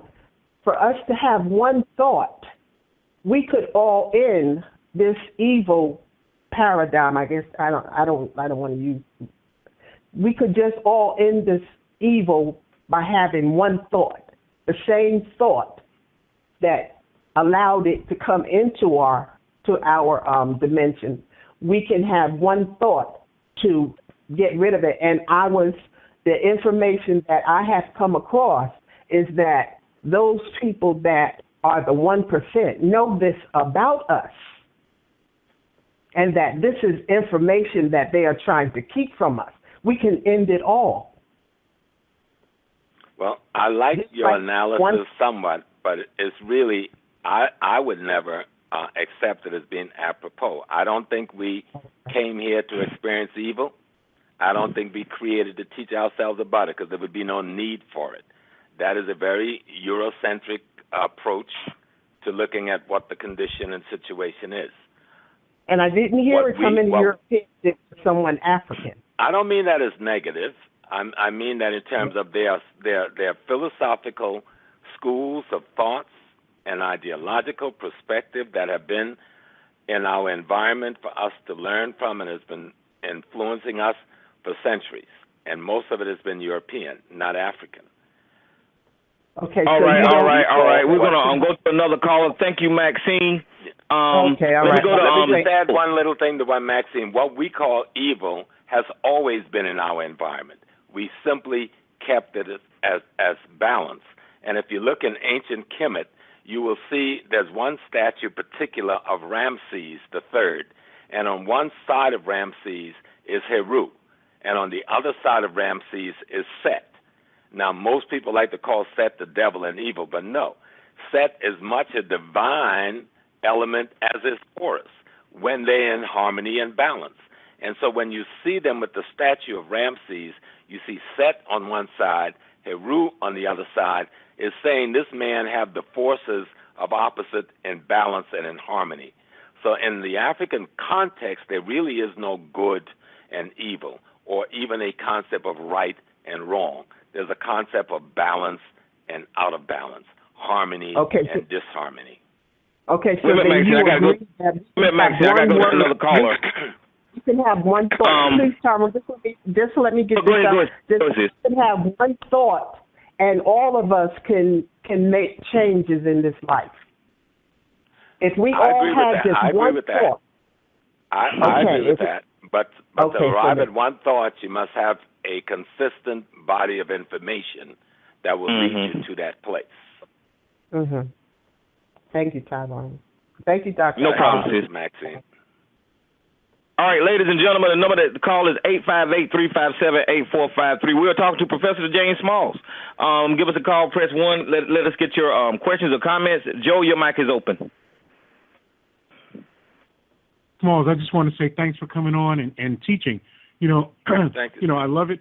I love the fact that you come with real research instead of just emotion and rhetoric, because there's a heck of a whole lot of that going on in the community. And I personally think it's kind of destructive, but neither here nor there. What I wanted to say was something that you kind of affirmed a belief that I had for the longest time, that the Bible was a comic book, and it was written to entertain and inform an illiterate people. And I think a lot of people really don't get that. And when I say it's a comic book, they think I'm insulting the Bible, and it's not. You're presenting stories in a way that common people can understand, stories about heroes that are normal people that are doing superhuman things. And this is something that I think folks just totally miss. The whole idea of telling you these stories is this person who was a nobody was significant in the course of history and did superhuman things, and of course you can too. And that's the idea behind it. Now, stop, Joe. Right there's the key. The key is that Christ is all men and women possibility. Right. Okay? That notion of the divine, all of us, and even if you read the document itself, even the character that they call the Christ tells everybody else we are all the children of that same Father, that same divinity. That Father is not a person. That is a body of knowledge and understanding that is eternal and universal. But you can't talk to a guy who's a shepherd in a field about cosmological, eternal, universal knowledge. You got to give it another body, so you call it Father, and he can comprehend that. Right. He ain't got time to do the details. And so another point that you made about people looking for a leader being a human condition, I tend to think now that rather than looking for a leader, we've replaced that with this mythical Africa and magical melanin. And so, being a person that has a business in Africa, can you speak to that? Because I think a lot of folks who have never been there or done business in Africa have a really, really, let's just say, inflated view of what's really going on. But I would disagree with you on that, because part of it is right. We don't know what's going on. But the other part of it is when you've been taken away from your home for so long, and you're taken away from your culture, in order to find some way to connect, you've got to inflate. Right, okay. There's no other way to do that. Yes, Africa was conquered even before the transatlantic slave trade. They would not have been able to carry on that trade had they not conquered and suppressed the brothers and sisters who were left behind. And that was followed by colonialism, which was nothing but in-house slavery. And so the same thing that we've suffered from on this side, the brothers and sisters at home have maybe have had an even more brutal slavery imposed upon them. When we study the history of Africa, the extraordinary genocide that has taken place over the last 2,000 years boggles the mind that anybody would have survived it. I agree. And so the degree to which the people there and the consciousness there, which is inundated with Christianity and Islam, is damaged, confused, and controlled in the same way we are here. So if you go expecting to find the African of Timbuktu, no, you're not going to find that. You will find that in the history, and you will find that being practiced in the village culture, especially in the rural areas, and even in some metropolitan areas where the traditional institutions still survive. But you've got to always go for your foundation in order to know what to build upon. And then the second piece about melanin is the miracle. Make no doubts about it. But you have to understand it before you can even condemn it or criticize it. Melanin is the miracle. And if you don't understand melanin, you don't even know what kind of diet to give yourself. You don't know what kind of exercise to give yourself. if you want to get the maximum from the fact that you are a melanized person, there's a certain eating formula that must take place that fits both your ecology and your human genealogy. And so all of these things work together. Our diet, our psychological development, our self-healing internal process. Melanin is tied to all of this. We know very little about melanin. I'm thankful that I was with Dr. Richard King, God bless his soul, who's really the father of our modern melanin movement, and forming the Kimware Science Consortium, which was the first organization to begin to teach overtly about melanin in this country 30-something years ago. We need to understand what melanin really is. Don't poo-poo it. Understand it. No, I'm not poo-pooing it. Okay. I want to be clear. Then I apologize. It is a significant aspect of our being, right, but we need to truly understand it. Yes, and that's the thing. That's the point. What I wanted to be clear about, and I didn't want to come off like I'm poo-pooing it. When I say magic melanin, what I hear are people who don't understand melanin trying to explain melanin and giving it magical properties. I hear a lot of it. But just look at them as being kindergarten students or elementary school students. Don't condemn them. They're trying to learn. And maybe their weakness is they're trying to teach before they're fully learned. But help to instruct and guide, because that's the power of the elder that says we came down that road and we know the bridge was washed out. We know there's a cliff on the second curve. So if you slow down, you'll be able to get around the washed out bridge and you won't fall over the cliff because we've already had the experience. And so as older persons in our community, we know that everything comes down to basic. This whole struggle is about providing food, clothing, and shelter and safety for ourselves and our family. In order to fulfill that natural, normal demand, we must control economic, politics, and culture where we live. We can't do this if we don't understand who we are, because understanding who we are tell us who our enemies are and who our friends are and who we can build with and who we cannot build with, and what we need to fix in ourselves and our brothers and sisters, and what we need to avoid bringing into ourselves and our brothers and sisters. And that's why knowing history is so important. And even going back, because I don't want to come on this show and be remiss and just have this little dialogue I had with Minister Black Jesus. I want to say something to him that is supportive, because right now 90% of us are in the church. And there was a time before the European got involved in this process when we used that organization and that teaching as a redemptive building concept. If he and others can come and bring it back to that, then it would have value. If you can't bring it back to where it redeems and raise us to the possibility that we can become the Christ consciousness, then throw that stuff away, find something else. Right. And I'll go on to the next question. And Dr. One second, Dr. Smalls, I wanted to say this too. I'm glad you cleaned up this melanin thing in some cases, because I knew Richard. I knew Richard King in Los Angeles, and I had the opportunity to kind of talk with him, and now that he's gone, there's been a sense of a regrettable movement to discount melanin. So I'm kind of glad that you said that, because a lot of our people, so many people, they claim to be conscious too, but they'll come on here and try to destroy melanin, the concept of melanin, and say it's not real or it's fake or it's pseudoscience. Well, hold on, Yash, but I got to cut in here because what the brother was saying. That's not to the brother's credit. He said magic. He wasn't saying it was fake or that it was incredible. No. Because we can look at what Yash was saying, Doc, is that some people come on here and they actually say things like you can teleport or you can read somebody's mind or you can do certain things, and all of this because of melanin. Right. You can do all of that, but not without some training. The average good priest or priestess can learn the skills of doing those things, and I don't think whites who have studied our tradition can do those things really. But then most white folks, remember now, got some degree of melanin too. So, but we've got to understand what melanin is. You know, there's a peptides, they call peptides, where you can take shots to make you darker. All right?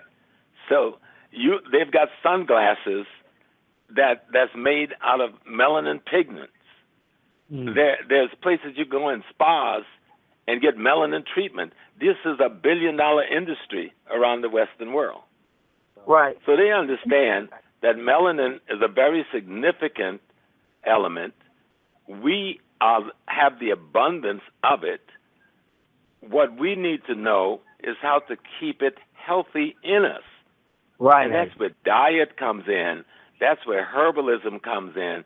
That's where staying healthy comes in. That's where knowing how to develop your spiritual and intellectual self comes in. And you're not going to be able to know how to make your melanin a functional factor for you if you don't know your history and you don't know your histology. And that's why when I said we came here as Christians, I simply want to make this qualification. We weren't the same Christians then we are now. Let's get back to the people we were when we left the Sudan, when we left Ethiopia, when we left Egypt and was enslaved in the Americas. Let's go back by studying Kemet, and let's look and read those texts. Then you'll see where the Bible come from. So why would I take a counterfeit when I can find the actual document? Right. And if you let me give just one example of the pyramid texts. The pyramid texts have a Genesis story. The coffin texts have a Genesis story. The book of the coming forth by day, which they call the book of the dead, has a Genesis story. When you read those Genesis stories, you see the exact story that they've taken out and put in the Bible, put in the Torah, put in the Quran, and give no credit to the ancient books of Africa. You know, and in the pyramid text it says, this is Amun speaking about himself. He says, I came into being out of myself. I rose out of the primordial waters of Nun. I began to exist so that existence might exist. And then he goes forward and he says how he coughed up Shu, the air, and how he spat out Tefnut, the moisture. Then he goes further, and he said, one thing he said, when I realized, this is God now saying, when I realized that I, God, exist, standing beside me was Ma'at. When God realized God was, the feminine principle of harmony, balance, and reciprocity was standing beside it. There's some deep stuff in trying to explain to us. Then he goes further and he says, I created all the things. He created the darkness and the light. He created the plants and the animals. And then he says, I created all things that my heart desired. And then I expanded in them. That's a deep piece right there. And then he says, I created by Heka, which means vibration. And it's what the Christian used to mean the Word. So when they say in the beginning was the Word and the Word was God, they take it directly from the coffin text. But the one piece they don't want to deal with, one of the last things, and I'll leave this alone, that the divine says, he says, and then I realized that I came into being out of my mother, Nun.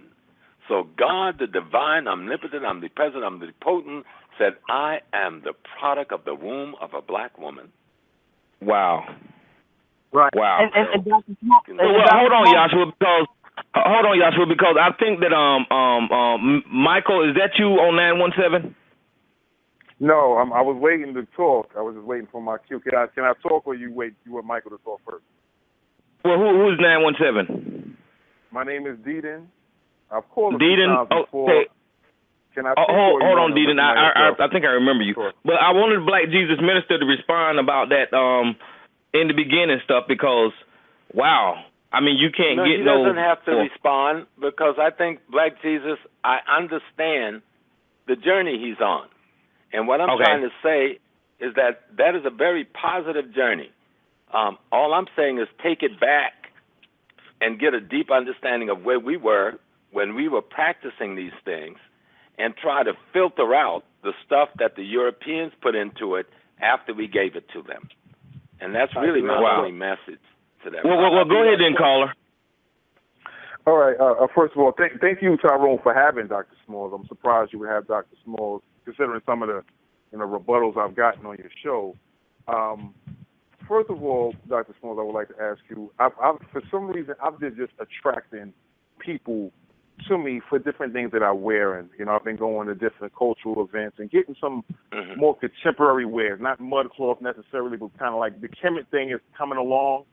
And you see more youngsters wearing it, and they're attracted to me because they see me wearing it, and I'm old, and they're looking at it as like a style. And it's not a style for me. It's just like I'd rather wear that than some of these designers that are really bashback people. I mean, almost every worthwhile designer that black folks like has been on the record saying stuff against her. So first of all, like with all your experience, go ahead.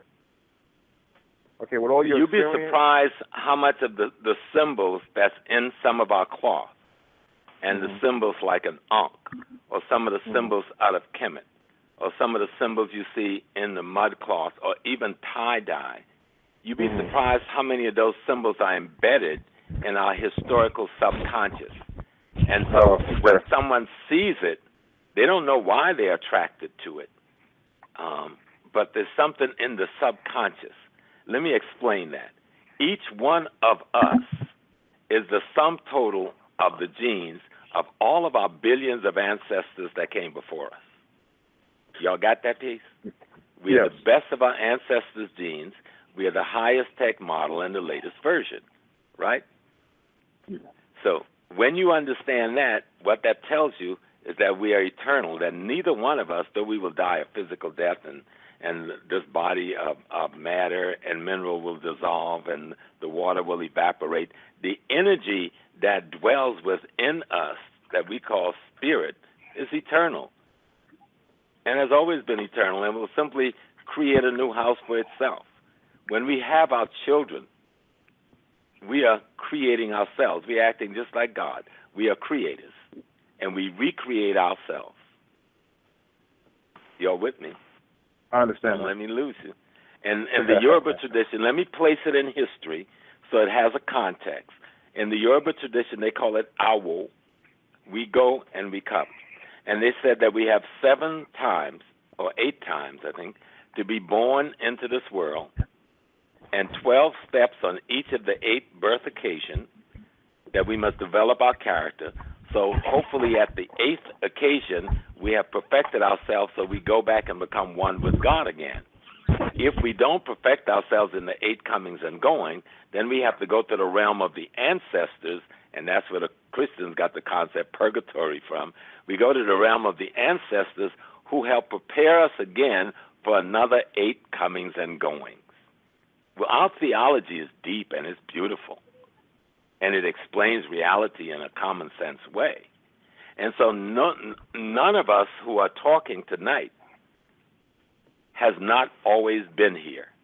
We've always been here.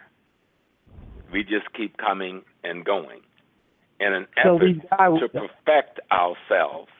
Because each of us. Hold on, let me before anybody else speak, I got to take some more calls. Let me go to area code 951. Yes. Shalom. How you doing, Tyrone?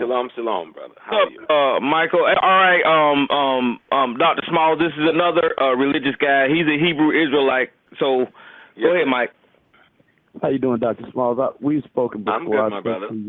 We've spoken before on the Amin-Ra Squad, and I just wanted to tell you, brother, I honor you, and I honor what you're bringing forth today, because what you're bringing forth is not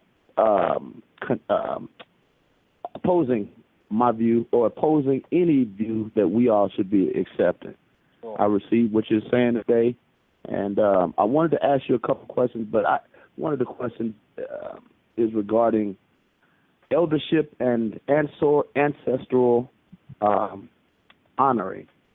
What is the threshold? What is the threshold that you see our acceptance and honoring of ancestors? How far should that go? Should it go to there worship should be no level limits on it. You being a member of the Hebrew Israelite tradition, which is an African tradition at a particular time in history as we respond to a particular set of oppressive circumstances, and we overcame them. That's what the law is about. The law is about explaining what our ancestors have learned about this whole nature and using it to govern and guide our behavior, both individually and as a community and a nation. And so sometimes when we get up in this either-or thing is when we get confused. One of my greatest heroes is Judas Maccabee. And people sometimes don't understand that. But when I was thought I was a young revolutionary comrade, Malcolm X was my primary hero, but my second motivation was not Che Guevara, who I love. It wasn't Fidel, who I love. It was Judas Maccabee. And for those who don't know who Judas Maccabee is, this is a Hebrew Israelite brother who fights a major war against the Greek occupiers or the Hellenistics who are trying to dominate Israel at this time, and violates the Sabbath and violates the principle of this community. And this brother went to guerrilla soldiering in a way you have to read it to truly understand it. And he's celebrated in the history of the Hebrew tradition till this day. So I see that tradition as just one of our traditions. Absolutely. But the problem we run into is when people saying this is the beginning and the end. No, none of these traditions, even Kemet, is not the beginning or the end. That's just one manifestation of us trying to use the laws of the divine to govern our human environment so that we have the harmony and the balance to produce the divine consciousness that continues to replicate itself, which is represented by Moshua or Messiah. Right. To get back to what I was talking about initially. How do we balance? And so let me tell you about the ancestors. Okay, go ahead. Ancestors, each one of us are the ancestors that we pay reference to. Ancestors aren't something dead and in the ground. They deposited themselves in us before they died. We are they. And so when we pay respect and reverence to ancestors, we are trying to replicate in our character and recall to our consciousness the wisdom and guidance that they gave when they functioned in those bodies when they were here. And especially those ancestors who left us with what we call ethical, moral, and divine examples that we want to be followed by our community. So ancestors is a major part of African culture. It is one of the centerpiece of African culture because God don't need no worship from you. God is in charge of everything, No, I have. All right, let me get Michael. Michael, Yeah, I'm here. Just a second question, because me and some brothers in the hangout was talking about this, and this is a great opportunity for you to expound on this. We were speaking about, and the brother's name is Kansu, very knowledgeable brother, and we were speaking about why is it that now, at this particular juncture, that Kemetic and Hebrew are in a debate forum instead of a forum where we can see commonality, just as you pointed out with our ancestors and the scriptures being translated as one way, one of our African systems, but we ought to embrace them all. How do we balance that in projecting that so we can get beyond, The teachers who call themselves rabbis and the teachers who call themselves priests of Kemet, they need to study. They need to study. This is where ancestors come in. The ancestors have left us the wisdom. Let the wisdom transform you, not your ego. Matter of fact, a big part of the wisdom is to help destroy the ego. So we can get to what we used to call in the old days the we-go. Get from the ego to the we-go. But you must have knowledge. If you, when the brothers did that debate in New York, I went as one of the mediators. And I learned from both sides, both positive and negative things. The history is just exaltingly positive about our people from both the Hebrew tradition and the Kemetic tradition. The negative things was those who were propounding the different historical experience did not seem to have been transformed by the experience. See, if the experience transformed you, remember, for those who know the Hebrew tradition, when Abraham comes into Canaan, it's the king of Canaan that tells him he's unclean and teaches him circumcision. Okay? So that's a connection right there between the Canaanite and the Hebrew Israelite. And then if you go and look on the walls of Kemet, you'll see them performing circumcision in Kemet thousands of years before there's a Canaanite. And then when you look at the crown of the Canaanite god, he's wearing the crown of the Egyptian pharaoh. So you see the relationship. So when you study history, you know there wasn't an antagonism going on in our history. That's right. There was an understanding of the relationship. And when you get into the history and understand who the Hebrew Israelites were, you know, then you begin to understand, then you understand who the people from Kemet were. And while those civilizations were existing, guess what? There was folks having a civilization down in South Africa. And guess what? The South Africans were using an Ankh tens of thousands of years before the Kemetian was using the Ankh. So understanding history is essential to understand the great ancestors who gave us the spiritual culture and institutions. All of the three major ones we know, Judaism, Christianity, and Islam, came about as revolutionary response to occupation, oppression, genocide, and tyranny. Look at the history. And what happened after the victory, we began to, in our isolation, exalt our uniqueness as being the only response to what we call sin, evil, or tyranny. No, it was just one response in one location at one particular time in history. But what is common is using the same body of laws, the same bodies of wisdom, just differently on each occasion. But in all three of these cases, the white man would take over. The white man takes over Hebrew Israelite and call it Judaism. The white man takes over the Coptic tradition and calls it Christianity. The white man in the 8th century as the Umayyad dynasty, and then followed by the Abbas dynasty at the beginning of the 9th century, takes over Islam, and black folks ain't been in power in none of them in that region since. History, Malcolm said, is best to inform the consciousness and the mind that's seeking truth. There's only one God, one divinity, one omnipotent omnipresence. It doesn't give a damn what we call it, okay? Because all these names, we made them up.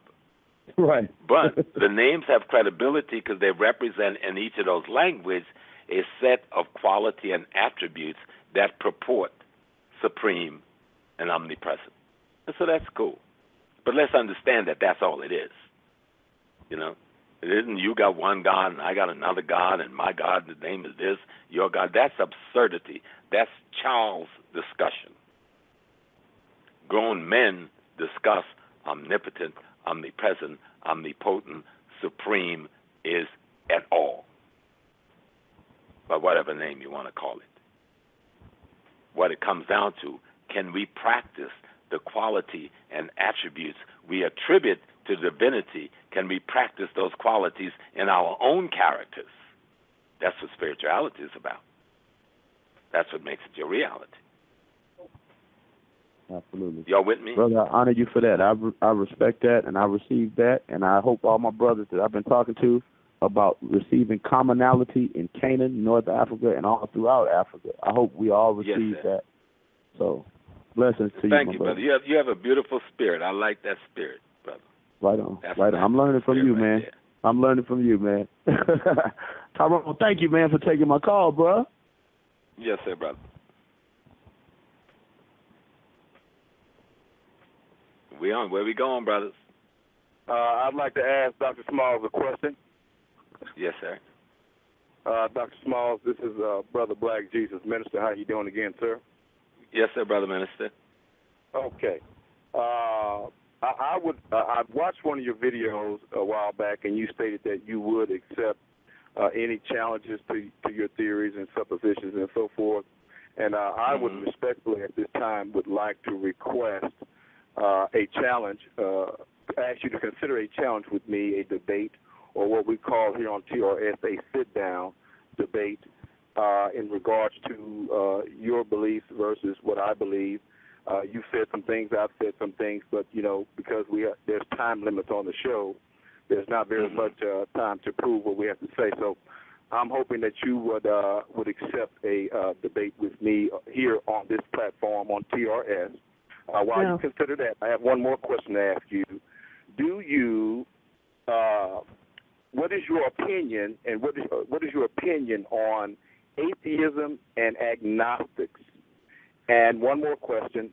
Do you believe in a creator God, and how did the universe and life begin? Oh, God. I don't have a friggin' clue, and nobody else does, how the universe and life began, or whether there's a creator God being posited as a person. I have what my ancestors said and what your ancestors said. And long before your Bible, I go back to the oldest book we can get to, and that's the Pyramid Text. And it says, it's the Pyramid Text says in a nutshell that out of liquid matter evolved solid matter, and the solid matter is referred to as the primordial hill called Ptah, and the liquid matter is referred to as the dark waters of Nun, and out of that arose energy, which is referred to as Ra, which is the sun that rises above the hill called Ptah in the symbolisms. And so my ancestors said, and your ancestors said, that existence has always existed, and no one knows the beginning of existence. What we do seem to know from their writing is that existence takes the form of existence that we are accustomed to calling life form at a particular time, which they do not give a date to, but they can talk about the process, and that's the process of coming from liquid matter to solid matter. I'm not particularly interested in debating, but if you want to posit, show me historically, I'll come back on the show, and we can rough it out. Because given the history of Christianity, let me finish this. Given the history of Christianity as we know it, it's been nothing more than a murder cult and a bloodletting, genocidal institutions. Now, what we can say, well, we didn't run that part of it, white people did. Okay, then stop calling it that. And stop giving that credibility. Stop giving us, stop equating to a history of murder and genocide. Hold on, Black Jesus, let him finish now. Man, you're going to get a chance to... And then ask me why I criticize it. Those people who ran those slave ships, they were Christians. Those people who was raping the men and the women on those boats and them little 10-year-old girls, they were Christians. Those people who were running the plantations were Christians. The people who were making the rum and that they salted with opium and sold back to Africa, they were Christians. Those people who now run America and Europe, these are Christians. And those who were Muslims who were doing it for 1,500 years before, they're just as filthy. They were Muslims. So don't come and tell me that something worked to save me when I got hundreds and hundreds of years of just the opposite. It sounds good, but it hadn't worked as magic yet. The only magic that has worked is to make me more of a saprophyte for the filthy parasites that have lived up to me for centuries. But we'll come to that. The brothers can set up a show. This is not what this show is, me debating you. I've given you a lot of time out of respect, but this is not a show of me debating you. If they want to set up a show to do that, I'll be glad to come back and do it. All right. Hold on, one more.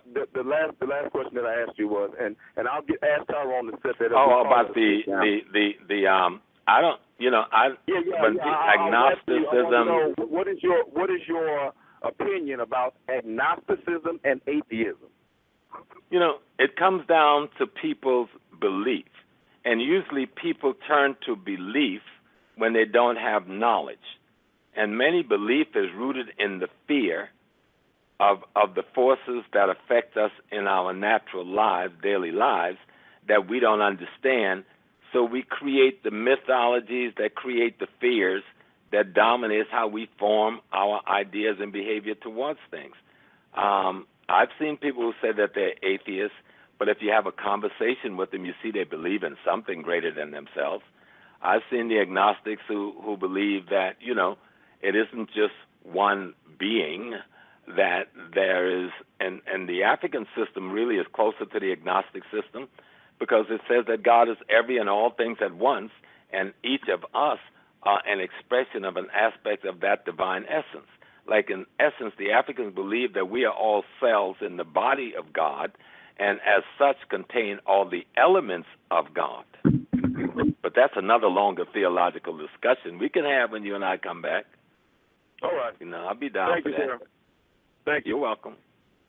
All right. Look, y'all, I know we're running out of time, and y'all been waiting on the phone for a long time, and I'm trying to get the longest one that's been on hold, which is 916. Who's on the line? Oh, Pete. 916? This is Hyle. Can you hear me? Yes, who is this? Hey, Pete, this is Hyle. Shalom to you. Shalom, hey, what's going on, man? Brother. Oh, man. Surprised that Tyrone got you on, but, yeah, I ain't going to go there. But, man, I didn't raise my hand, but I thought you called on me. Man, just respect is due, and I'm just listening and learning every day. So, I'm a barber out here in California, so I'm touching heads every day. I'm trying to let them know a little bit more. Brother? What area are you from? I'm the capital. It is Sacramento. Okay, well, I used to live up in Manchester. You know where that's at? Oh, yes, up above Reading. Yeah, near Wairika. Mm-hmm. Going towards Medford. In the mountains. The base of it. Yeah. That's high elevation. Yes, sir. I'm a mountain man. My family's still there. Okay. Well, we pretty high, but we're down in the valley, though, too. So, Yes, sir. We used to come and hang out in the valley on the weekends and have a good time and make it back up in the mountains for work in the lumber mills on Monday morning. Oh, word up. Okay. Yeah, so you know the area. Yes, sir. A lot of my family is in Sac. Okay, you just rang a question I do have. Okay, I just heard of Amenti, that is, ancient gods in Egyptian. Amenta, okay. So what do you think about the relative name of Sacramento to that? And sacrament being a sacrifice, meaning that, and, where that name, because I'm into more language right now. Mm-hmm. Yeah, everyone, if we just dealt with language, all language emanates out of the African language. All languages. And that's been proven. There's a number of good books on it, even though my brain is kind of down right now. There's one Jewish guy who wrote 2 fantastic volumes. It'll come to me. But people, the concepts that makes up Western culture comes out of Africa. Yeah. Europe don't give anything to the world. It only takes from the rest of the world. Yeah. And there's nothing wrong with that. But if you are deformed, whatever you transform becomes defective. You understand that? Yeah, you talking alchemy now. Just reading the Kabbalion and stuff. There, you just hit one of the principles. Yeah, definite. Yeah. Let me stop right there. So it's the same laws of nature govern the planet today that governed the planet 10 million years ago. It hasn't changed. All our ancestors did was to look and learn the laws and broke it down into what we call a social construct to give us tools to live by in our artificial environment we call our sociology, so that we can imitate the same harmony that is in nature.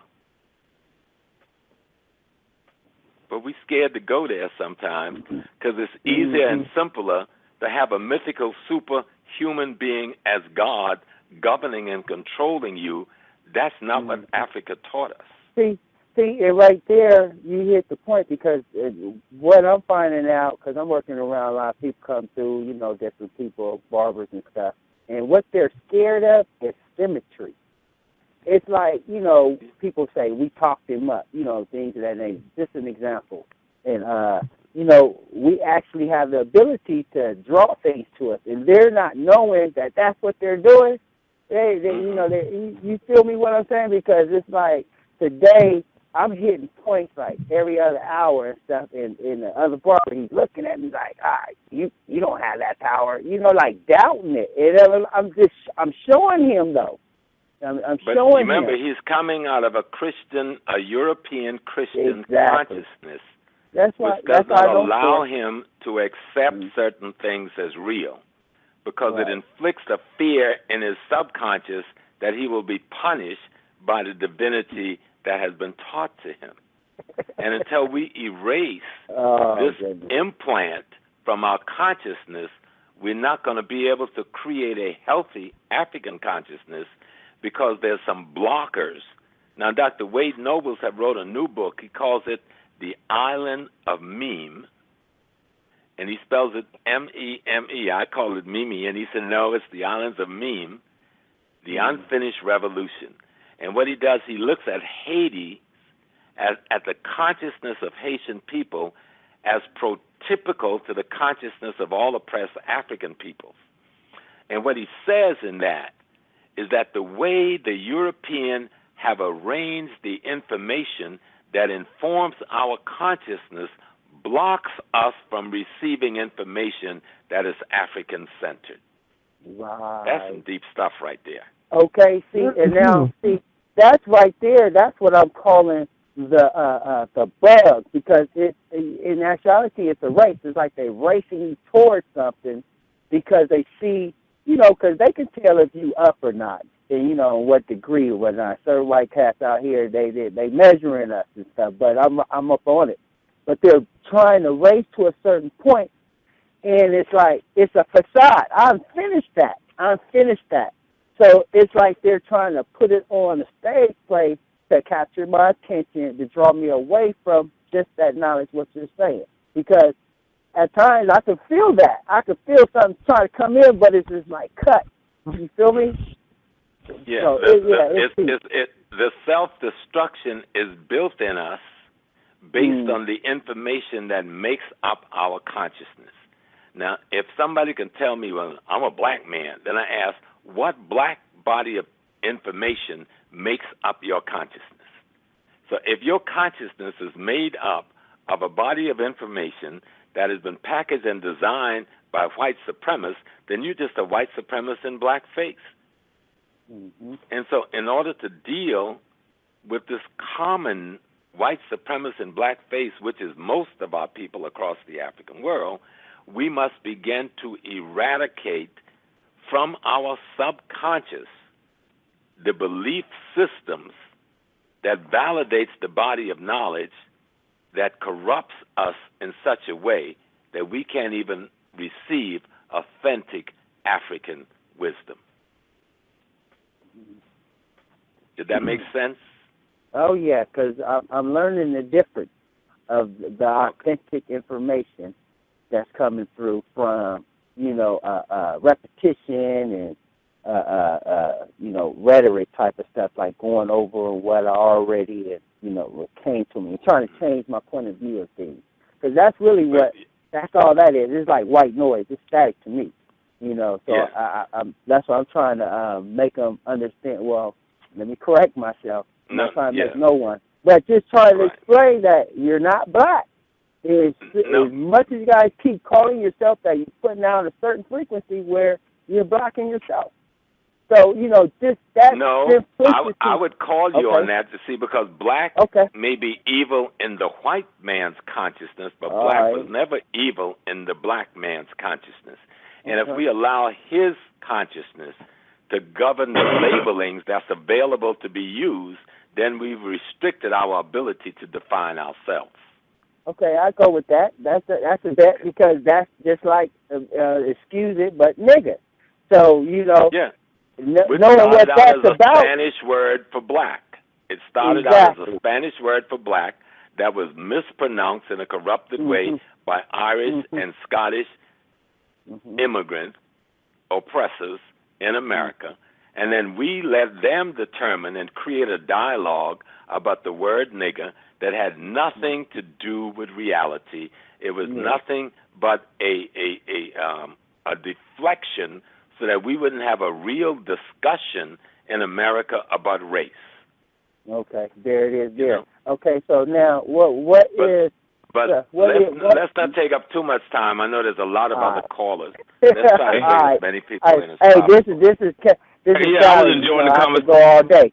I can go all day. Yeah, I was enjoying the conversation. But thank you for calling, man. Let me go ahead and move on. Hey, let me go to area code. Thanks, Dr. Small. Thanks. Thank you, brother. All right. Let me go to area code 919. Yes. Hey, what's up, Tyrell Dog? How y'all doing? How you doing, Doctor? Hey, what's up? Hi, sister. How are you? Good. I want to thank you, and I would like for you to come back and participate more often, so you can see the natural state of mind of the people that are calling in, and kind of rebut what they be saying. That's what I wanted to say. I forgot my question.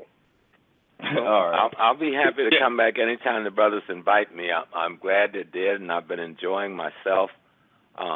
You don't need an invitation. Everybody who's been on the show tonight.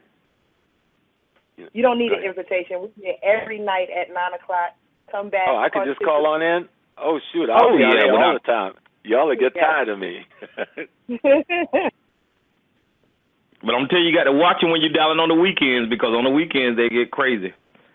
For real. But this is what we're going to do. We're going to keep it going. Thank you, nobody. Area code 443, welcome to the show. Okay. Moving on, area code 816, welcome to the show. Hello. Hey, Tyrone. Hey, what's up, Sister Marie? Hi, sis. Hey. Hello, Professor Smalls.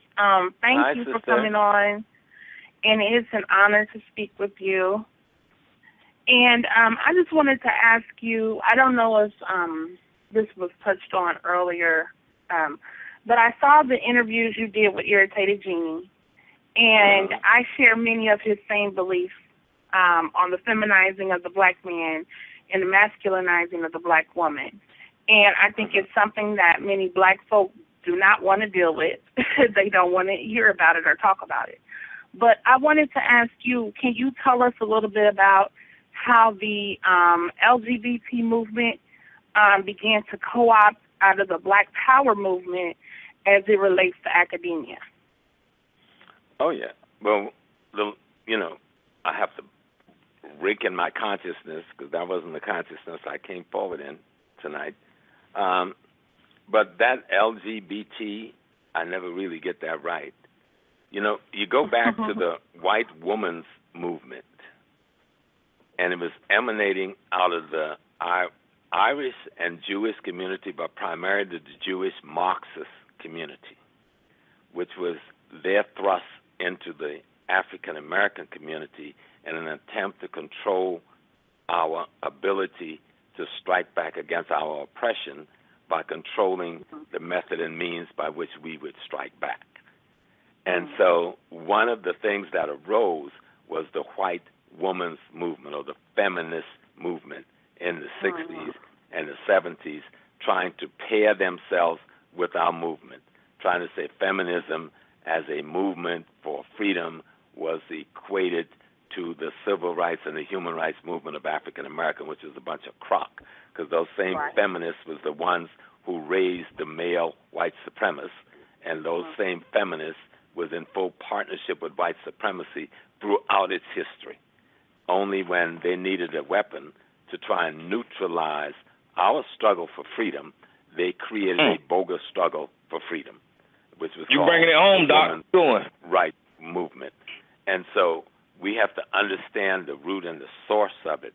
But within that, the homosexual community, I ain't into this gay thing because I don't remember having a plebiscite advocating the right of the word gay to be taken from the language that I speak and be used to describe an abomination in human behavior. And so we need to understand how they played that game. Then they got a rainbow, one of the most beautiful symbols in nature, as their symbol. Then they take the word gay, one the sound that means happiness and joy, out of the language. This was diabolical planning and psychological tooling. Okay? And so the whole thing was to use this movement and use the weaker ones among us to destroy the black movement. So the Black Power movement that had really centered itself by the 70s on the college campuses across America with these Black Studies program and Africana Studies program found itself under attack by first the Black lesbian movement and the Black feminist movement, and then outright by the Black homosexual movement led by the gay homosexual, quote-unquote, intellects. And so today, if you go across the country, most Black Studies departments have been taken over by this gay intellectual element. From Temple University to Black Studies at City College in New York, once headed by Dr. Leonard Jeffries. And so they use this movement of homophobia if you resisted the tyranny of this homosexual community and its money backers to destroy the black movements and institutional thrusts. They use that force against you. And by legitimizing this thing in all of the legal circles with the marriages and the same-sex marriage, and, which is a bunch of crap. The only way you can have sex is if you have opposites, because sex leads to the replication and the recreation of the two beings that come together.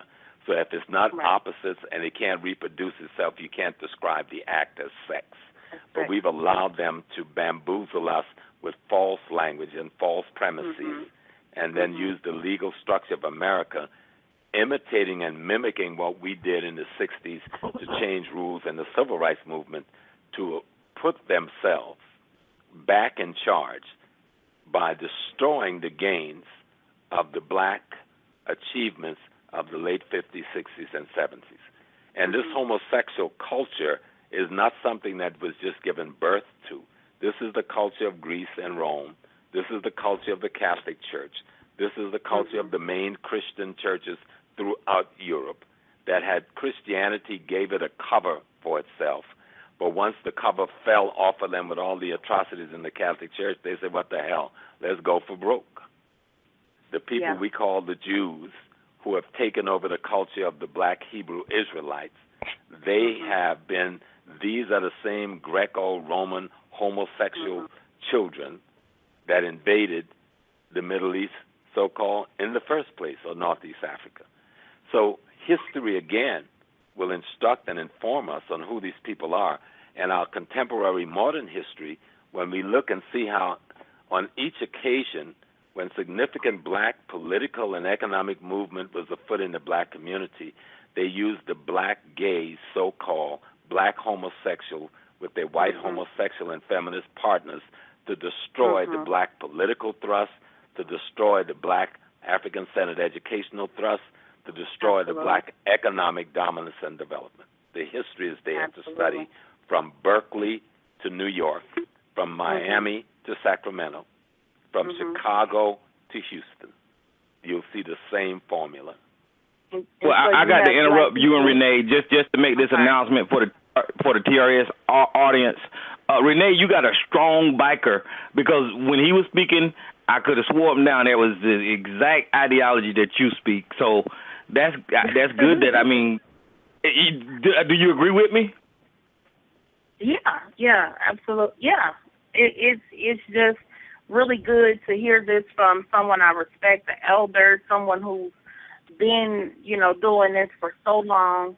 And I just, I've seen. You can't. let's be honest. You catch hell with what you be saying now. So this is good. This is good. Oh yeah. Yeah, we've got an enemy, but that's why we need to just study. So when that enemy come after us, we can go after it with truth. You see, right? And that's exactly what I do. And we need to learn to make the truth simple.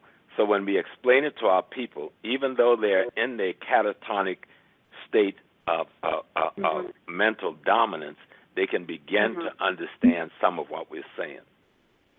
Okay. Wow, you got any more questions? I'll let somebody else go, but I was going to ask him to speak if he got an opportunity to speak a little bit about Tupac. But about Tupac? Yeah.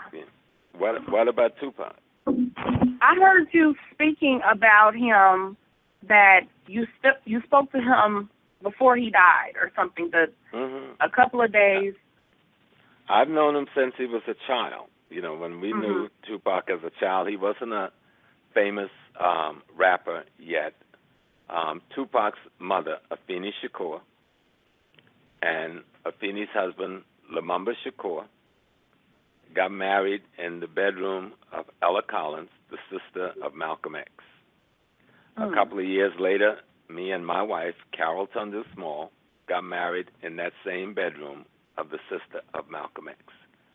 The Shakur, Tupac's grandfather, instructed me in Islam.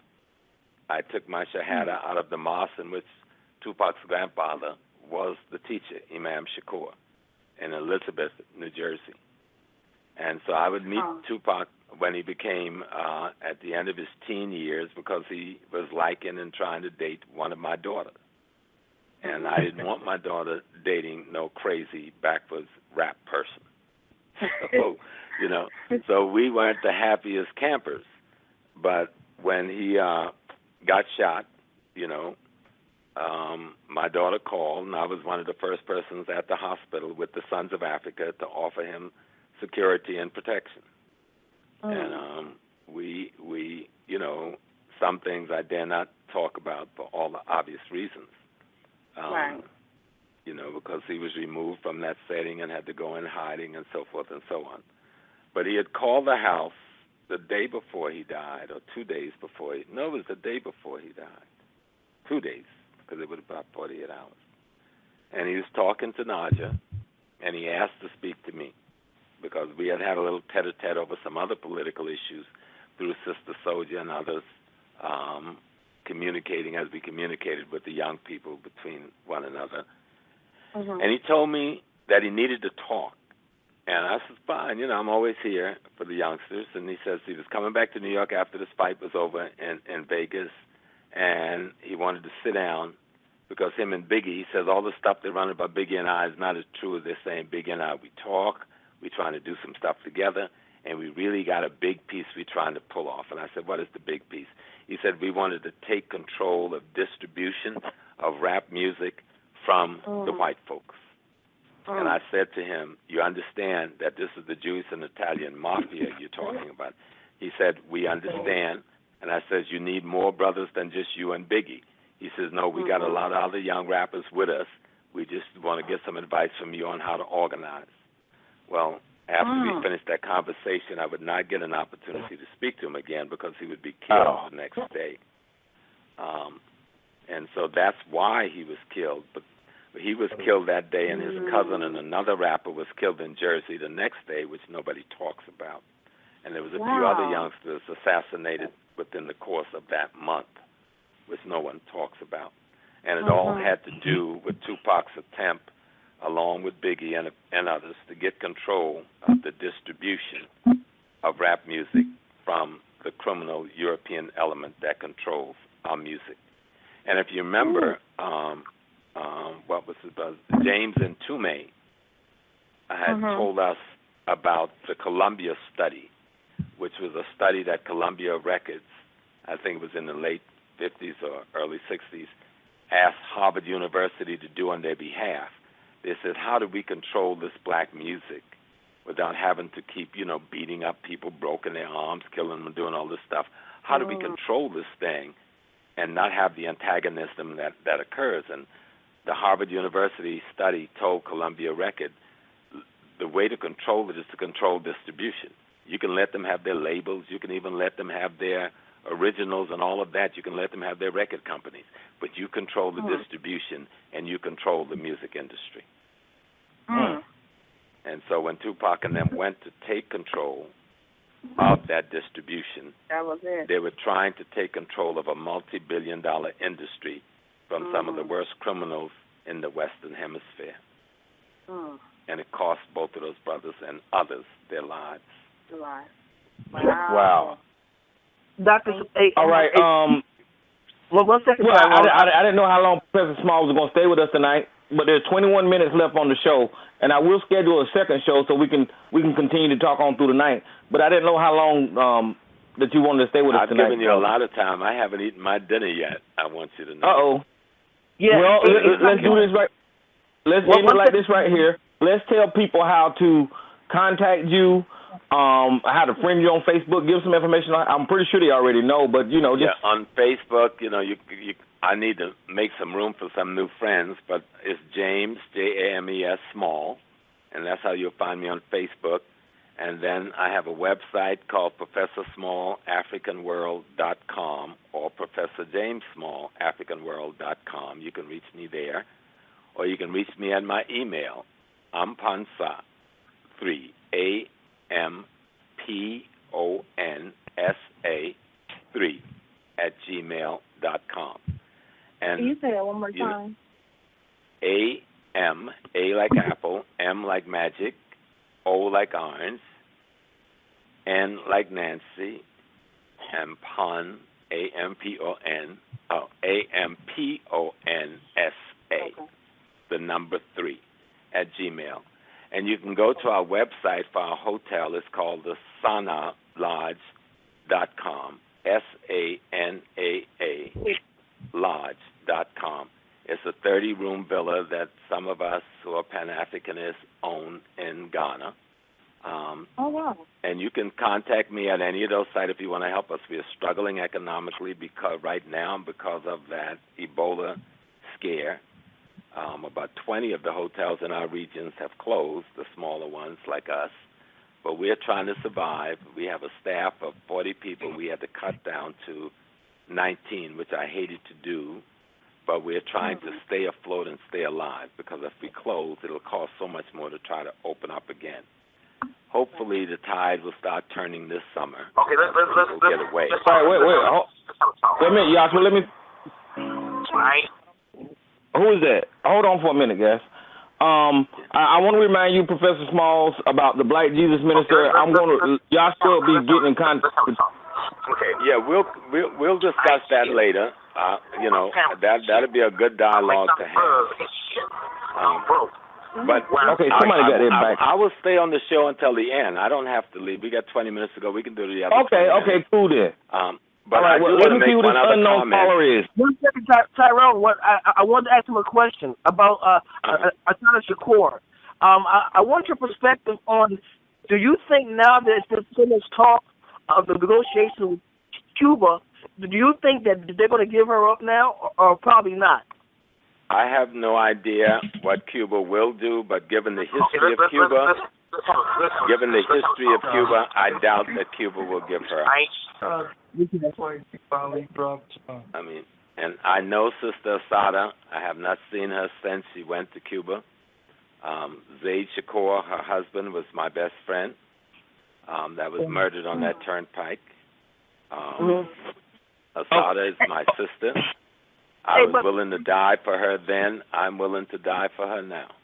But you know what, Brother Small, what gets me about that whole thing, do you think that they got informants already in there watching her? Oh, I'm sure. America's intelligence is one of the most powerful in the world, because they can buy almost anybody they want with money. Right. So I'm sure they do, but she's not a silly person. She knows they do, and I'm sure the Cuban government have managed to maintain itself for 50 years against the most powerful political machinery in the world, and they've managed to protect her and others. We have other comrades there as well, like El Lobo, Willie Morales, who's one of my comrades who went to college with me. I was beside him when he found the FALN, the Front for the National Liberation of Puerto Rico. He was a part of the Young Lords. He escaped from federal prison after he had been arrested after a bomb had blown off most of his fingers back in the early 70s. He's also there in Cuba, and others. And so Cuba has proven itself. I have all faith in Cuba. You know, Cuba has proven itself. So I'm not worried about Assata. She's all right. Okay, good. All right, let me go to area code 706. 706, who's on the line? Hey, Professor Saul, this is Brother Nahisi. How you doing, brother? All right. Hey, what's happening, Brother Nahisi? Yeah, I was listening to you on the Tupac thing. I know some folks probably ain't familiar with it, but, you know, that was a Shata Shakur's son who got shot after Tupac. But what I wanted to ask you about was about the African religion. When it deals with the marital side, at a time, wasn't we taking on the female lineage? No, not the female lineage. It's called how the best way DF described it and Dr. Jeffries described it is called Others right. Instead of what's the term you use? The term they use when women rule is matriarch. Yeah. Instead of being Africa, don't have matriarchals. It have what we call matrifocal. Yes. Now there were also some patriarchal system. You could call them patriarchal system. This has to do with the lineage. Who succeeds who in a community as the leader.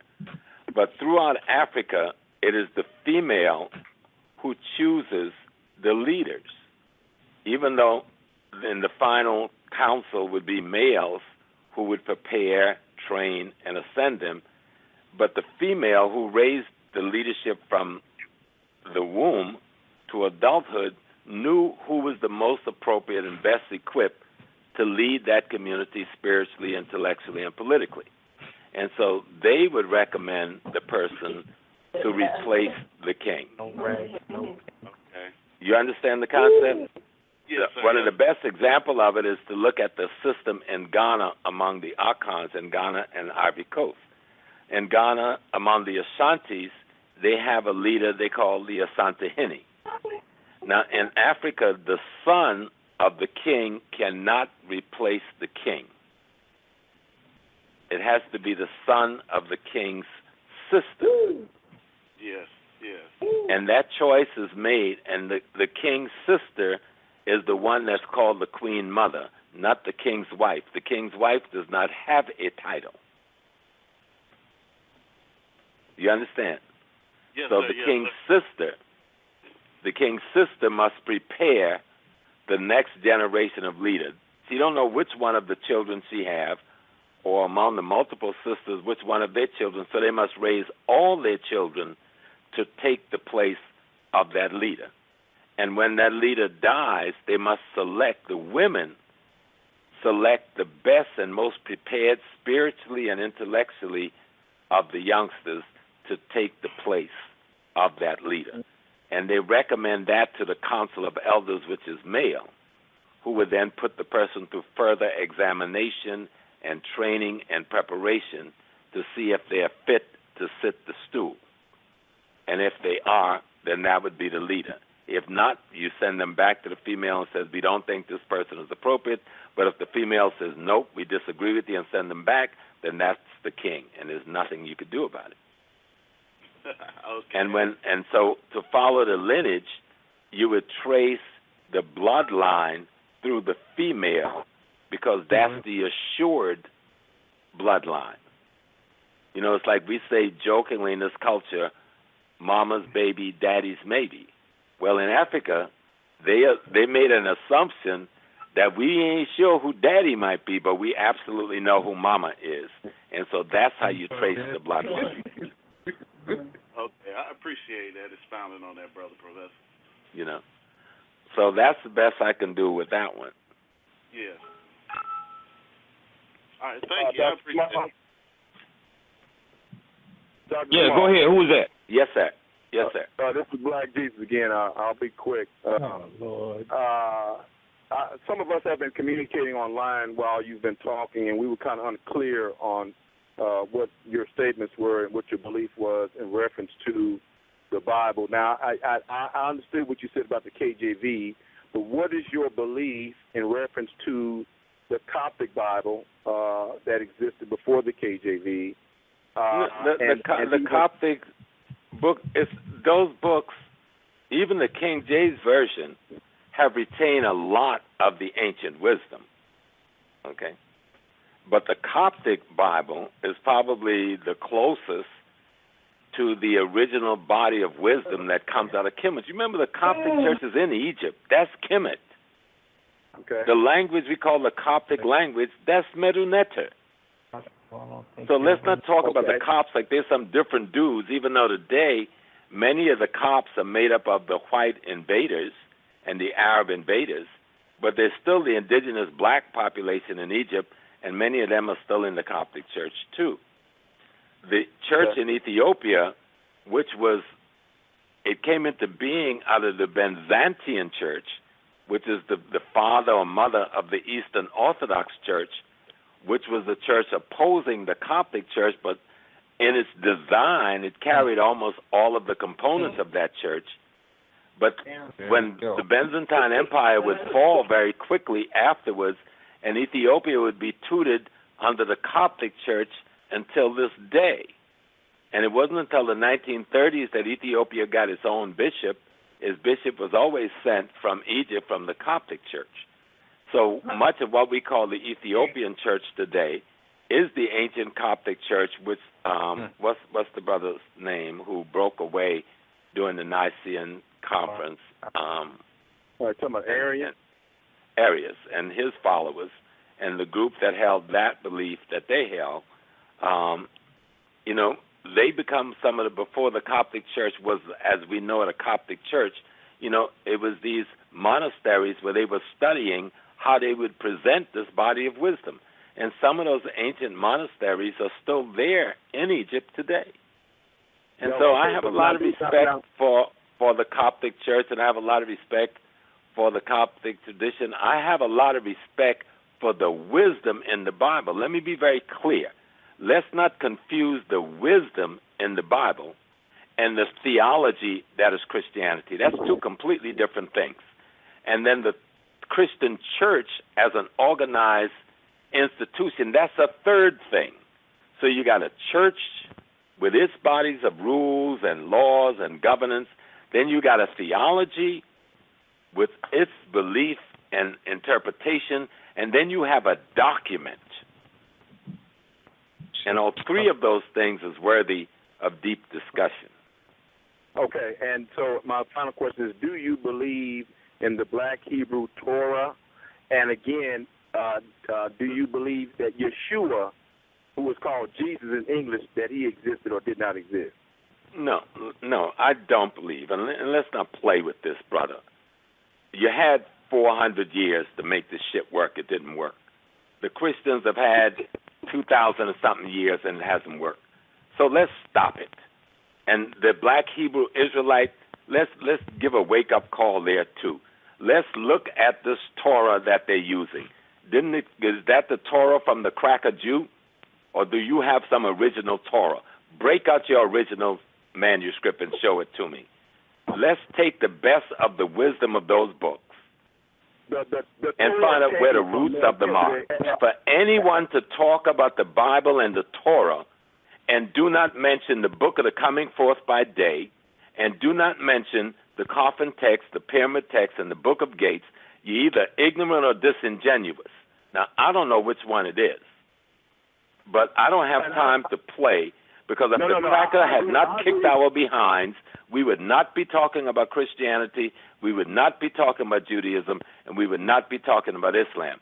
We are only talking about those three things because the cracker beat the hell out of us and enslaved us and imposed those things on us. And so that's what we are holding up as being the great light.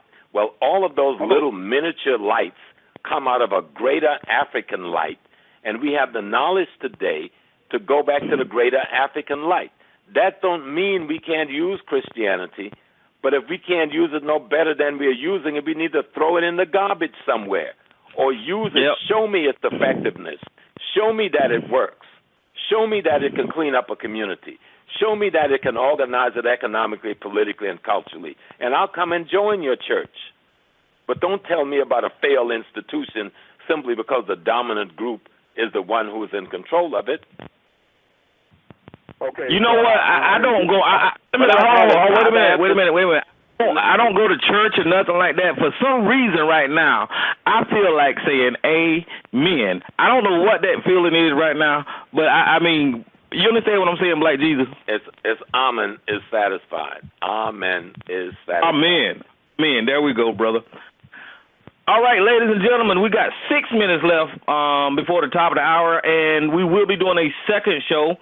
And I know Professor, he needs to get some rest and eat, so he probably won't be joining us on that second show. But if you're invited, nice vegetable casserole in there.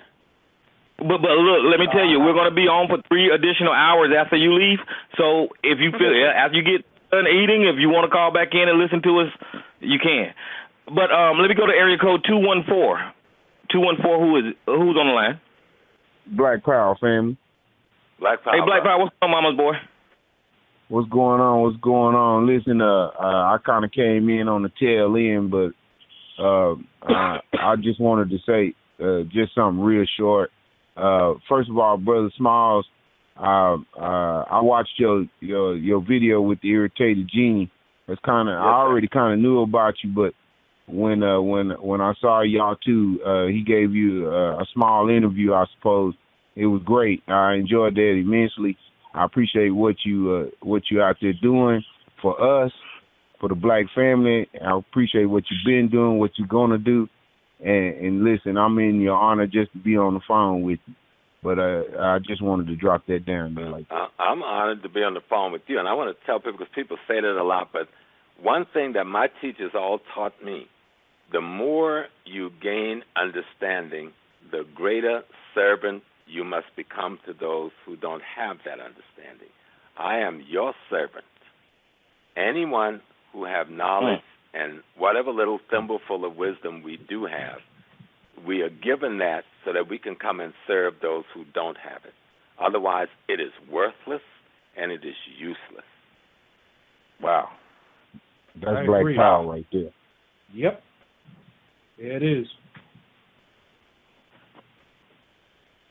I just want to thank Small, you done shut them down with that. I'm gonna go have my dinner, and I'm gonna have a nice cool glass of Merlot as well. Okay. It's good for the blood. And thank you. Y'all enjoy yourselves. And to all my brothers, Black Jesus, to my Hebrew Israelite brothers, and to all my Kemetic brothers and sisters, one love, one Africa, one God.